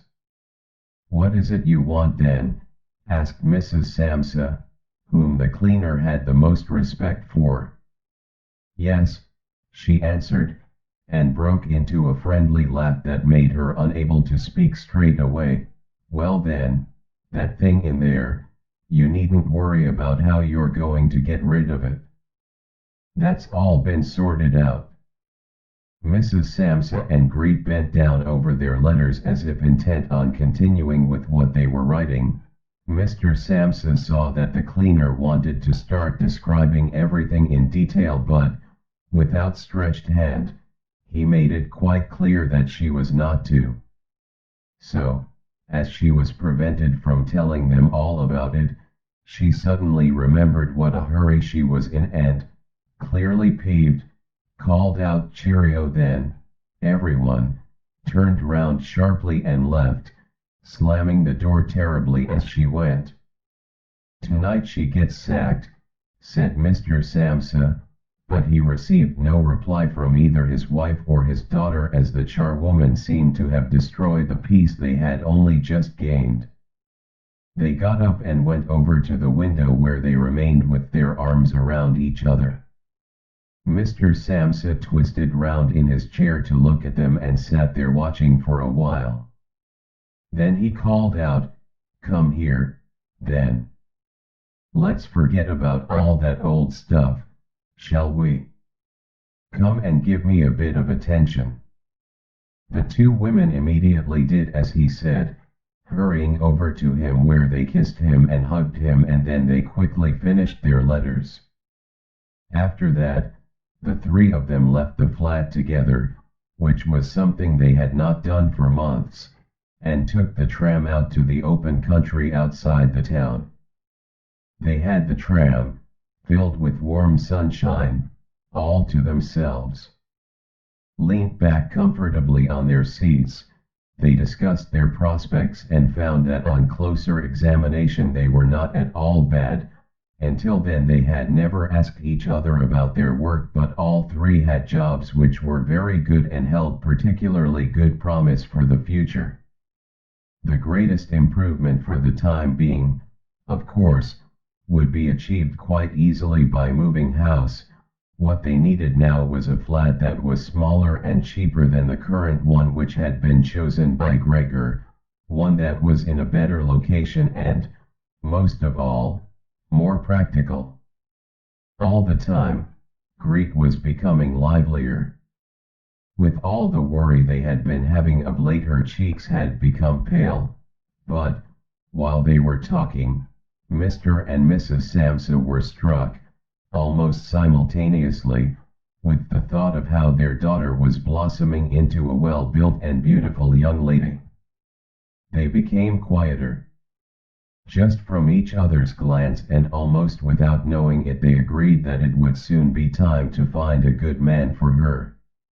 And, as if in confirmation of their new dreams and good intentions, as soon as they reached their destination, Greed was the first to get up and stretch out her young body.